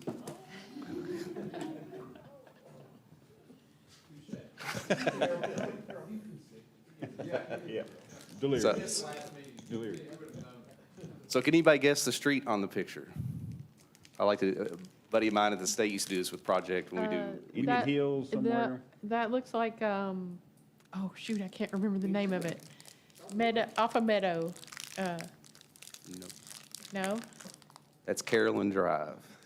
Oh, Over I in know where Dexter that Court. is. So I'm gonna try to do that each report. A buddy of mine used to do that at state when he would have old pictures in the background of our staff meetings and everybody guessed what the project was. So just a general public services update. Still working with Branstetter Carroll to get a scope and fee to update the bid documents for the renovations down at the garage. They're working with their MEP consultant, mechanical electrical consultant right now to lower their fee. Their initial price was a little bit high, so we're trying to get that down. The goal is still to bid the project this fall with construction, hopefully if the price is good, to start in January, February. Be a good wintertime project for a contractor since it's mostly indoors. One project that public services staff, city staff completed recently was we did the last 2 properties for East Main sidewalk. So now there is continuous sidewalk out East Main all the way to the pond. That's a picture of it there. Staff completed that themselves. If you get a chance to go look at it, they did a really good job on that project. And then I just had to mention, this summer, we've just been clearing vegetation all summer long. This growing season has been extreme. We've just constantly clearing limbs off of roads, limbs off of trails.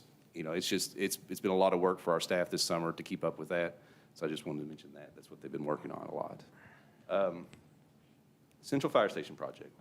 So current construction budget, $5.8 million. We've expended up to this point $1.3 million. The current substantial completion date is April 12th, 2022.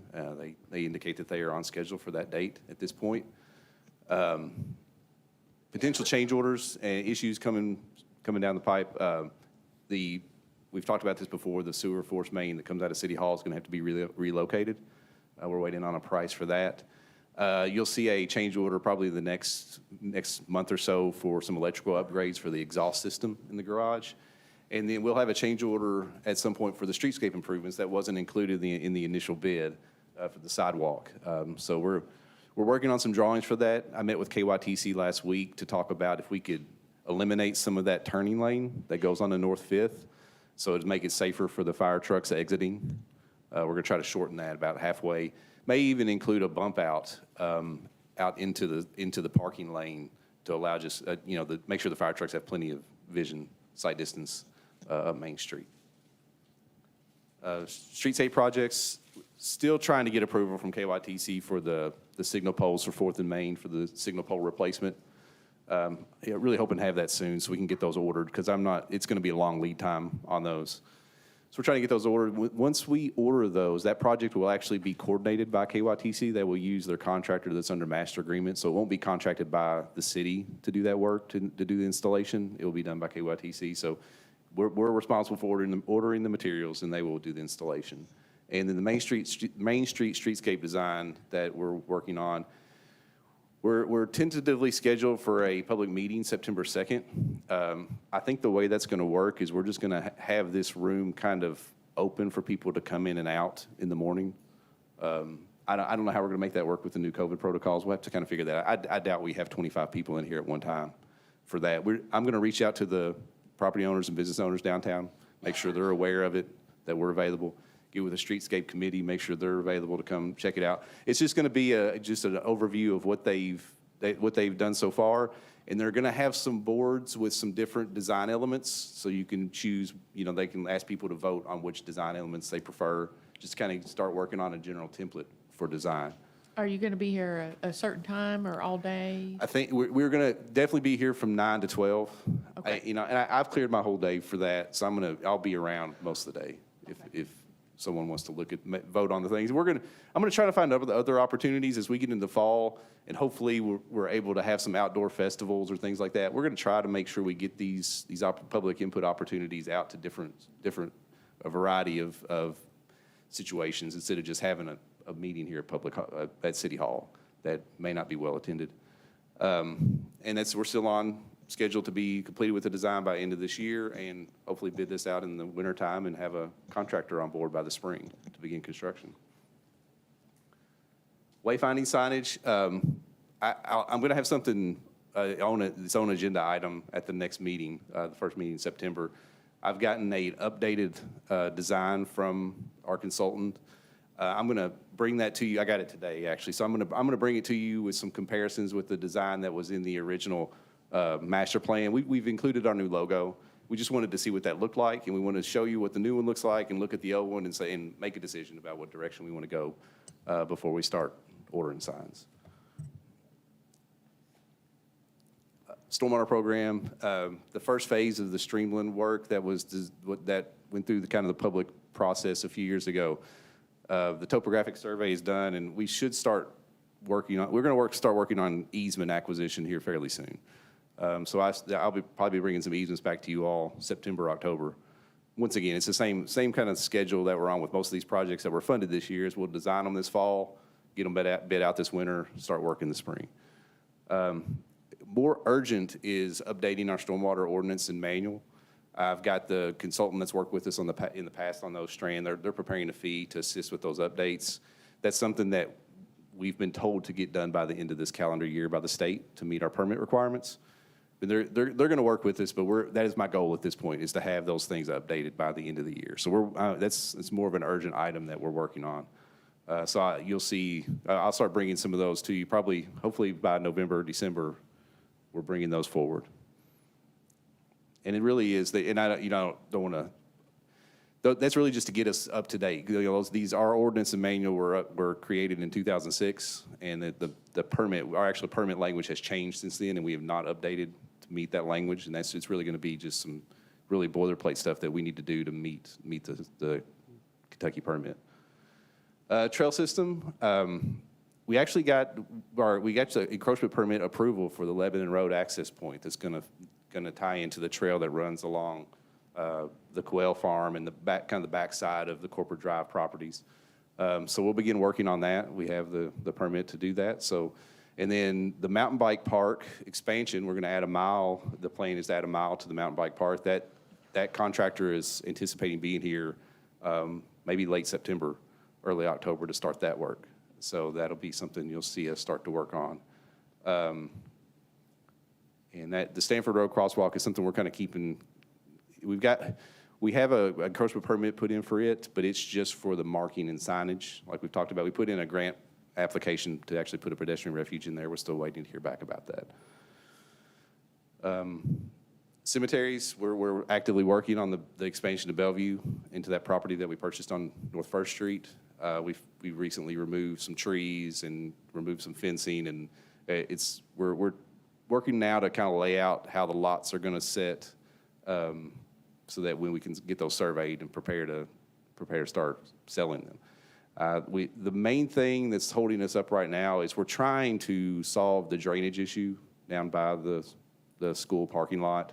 It's been there ever since the cremation circle was created. We're getting pricing right now from contractors to put in some pipe, hopefully over onto the school's property, tie into their drainage system in the parking lot. That way we can, I'm going to make sure that's going to pay for itself, right? I want to, it's going to open up enough burial space because it's going to be pretty expensive. We're looking at $30,000 to $40,000 probably to fix the drainage. But if we can open up enough burial spaces that we can maybe recoup that expense, it'll be worth it. Committal shelters, I'm waiting on a fee proposal. The same routine as the other projects that we're trying to work on. We're going to hopefully get this thing designed and get it bid out for the spring. Is it only going to be a committal shelter, or are there going to be spaces in there for, I guess, do you call that a mausoleum? For cremation, for columbarium, for cremains, or? Not cremation, but their indoor mausoleum burial plots. We were not planning on it at this point, but that's something, if you all want to discuss that, we can, as we get into the design, we could talk about what that, we can look at some options and see what it would cost to add that to the project. I think it would be worth considering, considering that we're out of room in Bellevue, essentially, and probably are getting that way, headed that way towards in Hillendale also.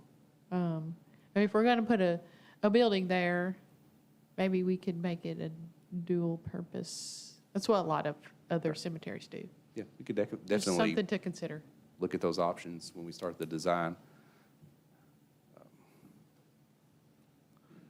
And this miscellaneous projects, I wanted to highlight the ADA playground at Millennium Park is complete. I don't know if you all had a chance to go out and look at it.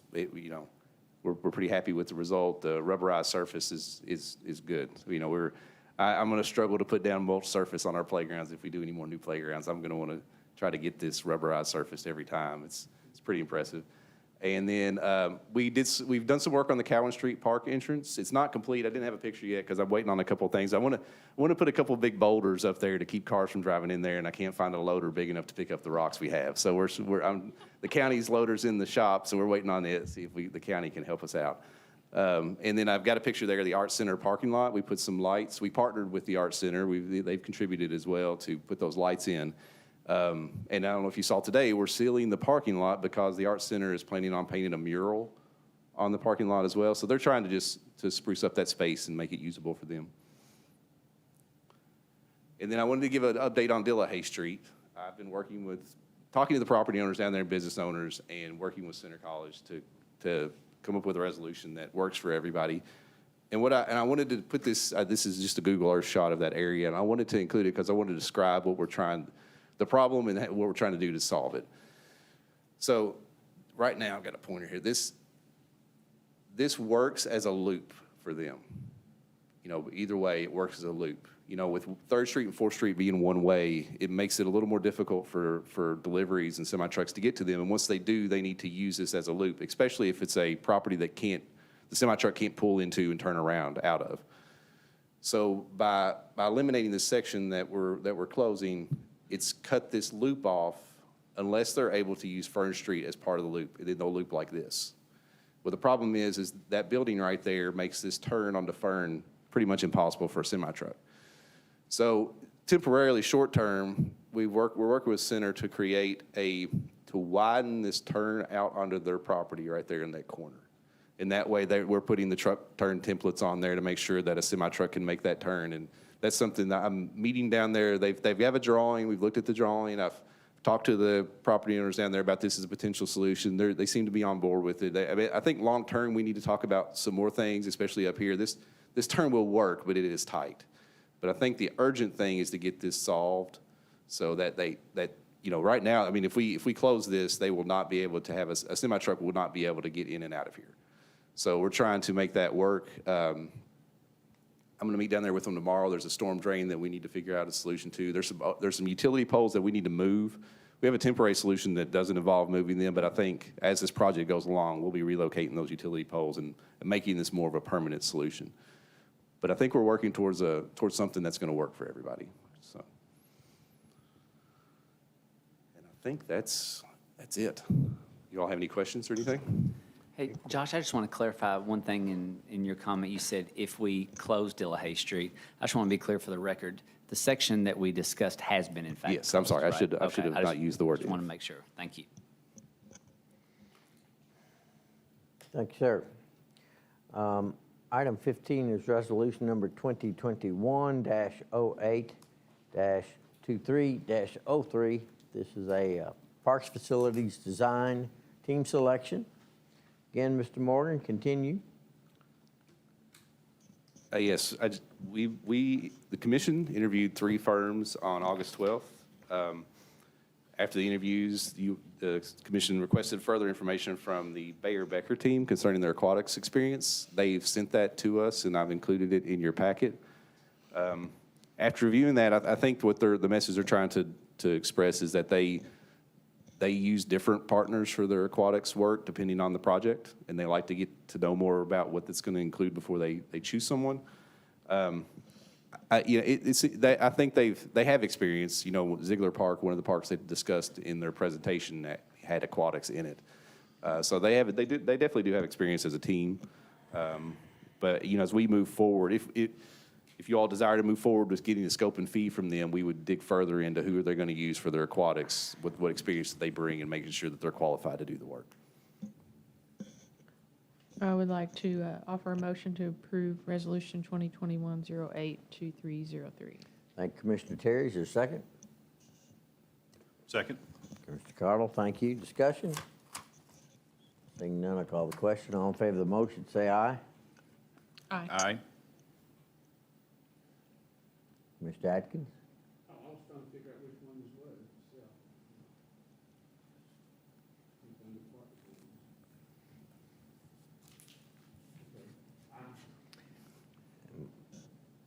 Opposition, like sign. Motion carries. Item 16 is resolution number 2021-08-23-04. This is with respect to the Cemetery Rules and Regulations Amendment. Mr. Morgan? As previously discussed, this amendment will change the language in the cemetery rules and regulations. It currently says pets are allowed in the cemetery only on a leash and in strict compliance with cleanup regulations of the city, and that language will change to pets are not allowed in the cemetery. Do I hear a motion?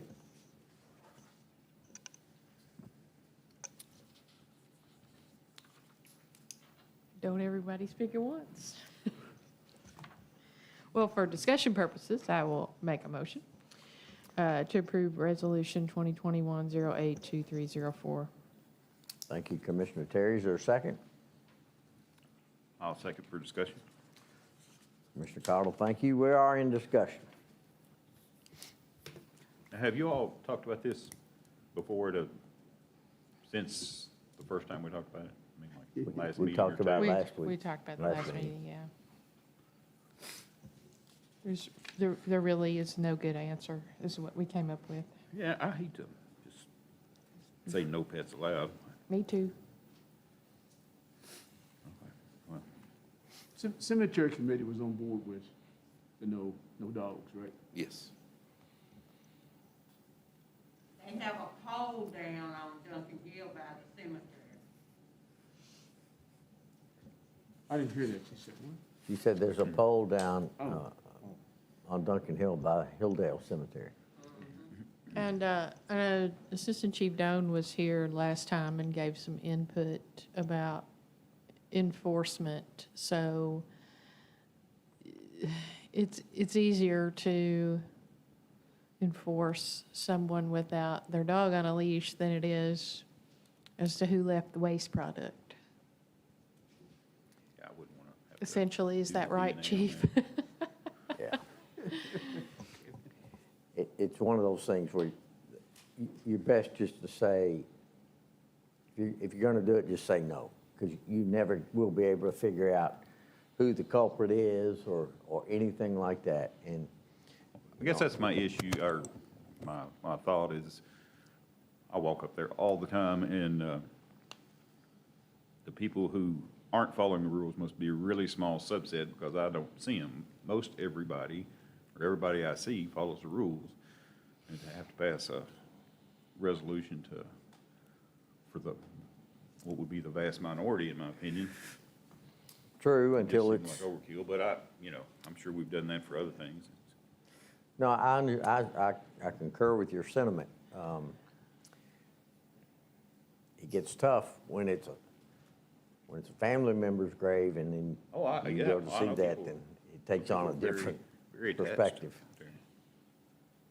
And we're gonna update the signage to reflect this, I guess, in both places, right? The signage currently says no dogs allowed, so I think we just need to, it's going to be reinforcing the existing signage. I think everybody's gotten used to just, it hasn't been enforced in a really long time, so. But there's signage at all the city-operated cemeteries? I believe there is a no dogs. Yeah, I believe there is at Hilldale. Is there Yes. one? Okay, Yeah, I just think so. remember, okay. Josh, as I recall, the cemetery committee came to that conclusion, but the commission never passed it. So it was a cemetery committee that didn't want the dogs and actually, I think, put up the sign, but. They may have. That happened sometime, between my stints here. Yeah, I don't think you were here. I just feel like we are in a more pet-friendly world than we've ever been in. And we're going to not allow dogs when dogs are allowed almost everywhere these days by good owners and good citizens. I mean, I think, I find it a bit, I don't know the word. It's a bit of a paradox that I could take my dog in Lowe's, but I can't take my dog to the cemetery to walk it. The That difference, seems backwards to me. the difference is the use of the property. A cemetery is sacred ground. But dogs are sacred family members. Well, we won't get into that. I mean, I got that. I mean, I'm just trying to make this more inclusive, and we're isolating a group of people either way. Yeah, I go back to the opinion, and this was the one that shored my recommendation up, was that it's not about the dog. No. Everyone loves dogs. I've got 3, and probably would take another one, and 2 cats, and a gecko, everything else. But I'm going to drop one off later. yeah, I don't need another. But point is, the point is, it's the act of what, there is the act of what the dog can do that cannot be picked up is perceived as extremely insensitive towards those buried, particularly those in the military, and the opportunity to do that on a military headstone is not appropriate. And therefore, there's no real way to protect that other than not allow the animal in the cemetery. And that's the problem, is there's not a clear alternative to protect that from having. It is purely seen as desecration of those monuments and those men and women that have sacrificed for I don't the disagree country. with that at all. So that was the I think opinion that was expressed to us, and that's why we made the recommendation that we did. And it's not about the dog. The dog, you're right, but it's not about the dog. I mean, that's the bottom line. And a lot of times we look at it like it is about the dog, and it's not really intended to be that. And the opinion expressed to me was that they supported dogs too, particularly. And it did not just come from one person. It came from multiple people that was massing to make their voices heard. And city staff said that we would take it up with the cemetery committee. We did that. And we are responding to those requests in plural. Yeah. So what is what's the consequence? I mean, are they going to get a citation? Does somebody have to report it? What? It would be a citation, yeah, ultimately. By A criminal police or code citation. enforcement? Correct. A criminal citation. So by police? Yep. Yes.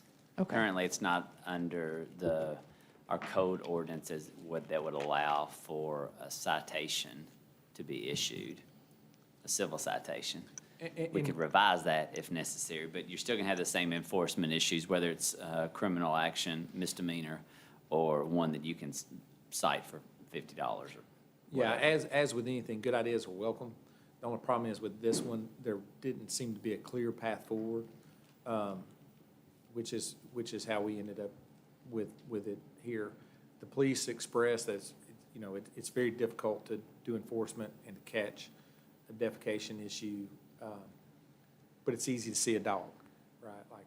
So it's easier to enforce no pets than it is the pickup ordinance. So it'll be complaint driven like a lot of your stuff is, I guess? Well, we typically would drive through the cemetery during the day. The codes officers would, probably the police would be more complaint-driven, but, and educate. Our first goal is to educate instead of immediately. Are you going to chalk it when you go by it, or how are you going to do that? Oh, okay. No, there's no dogs allowed, so we just, if you see a dog, we can't chalk anymore, Commissioner Cottle. I guess the question for the commission would be, though, from an enforcement standpoint now, the police department would respond and say you can't have a dog in the cemetery if this passes. If you pass this tonight and with further instruction, you could amend the code ordinance to allow that to be a citable offense, meaning there's a monetary penalty associated with having an animal in the cemetery that's not criminal in nature, but it's a civil penalty. That seems to make more sense to me, but. Well, essentially people are disregarding the sign anyway. The question is, you either charge them with a misdemeanor Right. that's referred to the county attorney for prosecution, or you hand them a ticket for $50 or $100 or whatever it is. Personally, I think option B is the way to go. Yeah. Is that ticket something that can be imposed by codes, or? Yes, any code enforcement officer can do that. So, right, if we change the ordinance. Yeah.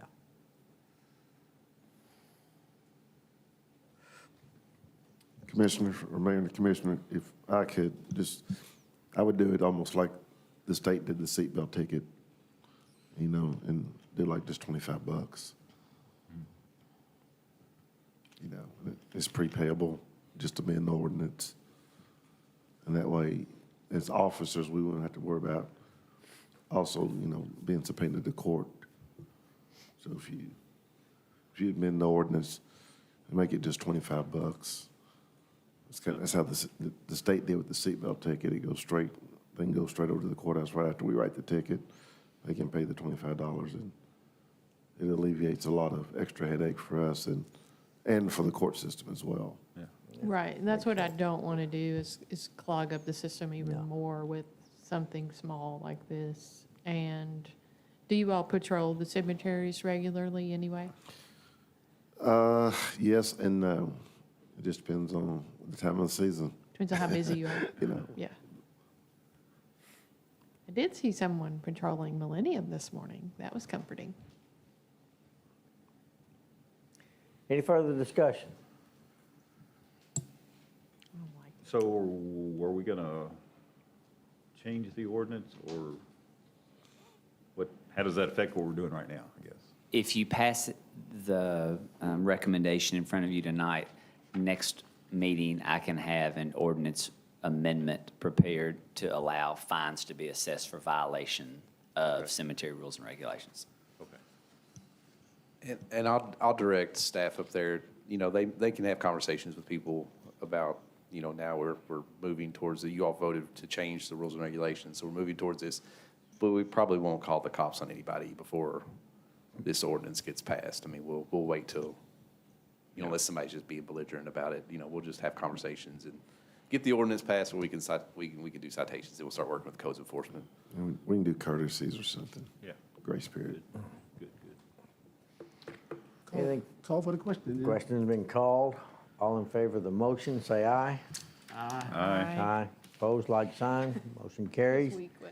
Item, such enthusiasm on that. Item 17 is resolution number 2021-08-23-05. This is a contract amendment with Velosum. Bridget? Yes, we are working with our current contractor to, they've made some changes to where we can now upload the tickets to the website instead of having to manually enter those. So they have given us a good price on that, and hopefully will save us about $60 a year. So we just ask for your approval. Do I hear a motion? So move for resolution 2021-08-2305. Thanks, Commissioner Atkins. How about a second? Second. Mr. Cardle, thank you. Discussion? Chair will call the question. All in favor of the motion, say aye. Aye. Opposed, like sign. Motion will carry. Item 18 is resolution number 2021-08-23-06.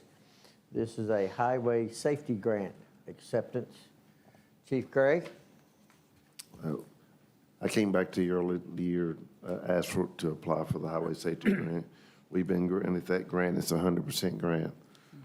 Our usual amount is $27,500. Do you hear a motion? Offer motion to approve resolution 2021-08-2306. Thank Second. you, sir. Second by Commissioner Terry. Discussion? Chair will call the question. All in favor of the motion, say aye. Aye. Opposed, like sign.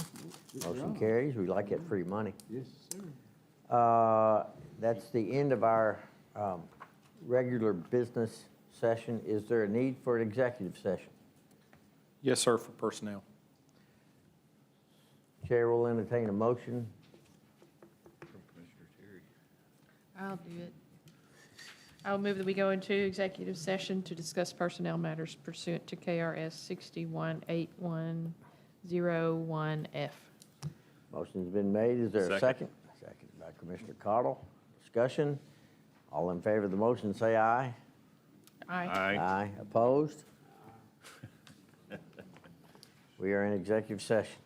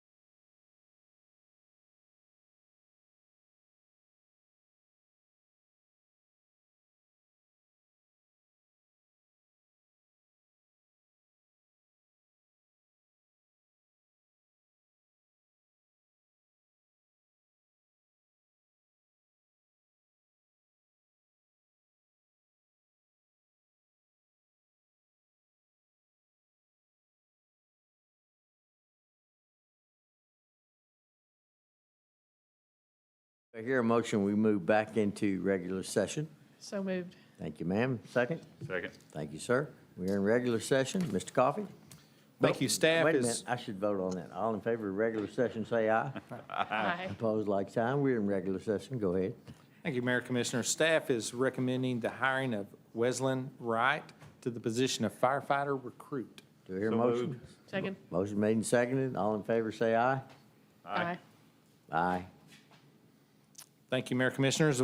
Staff is recommending the hiring of James Spicer to the position of firefighter recruit. So moved. Motion's made and seconded.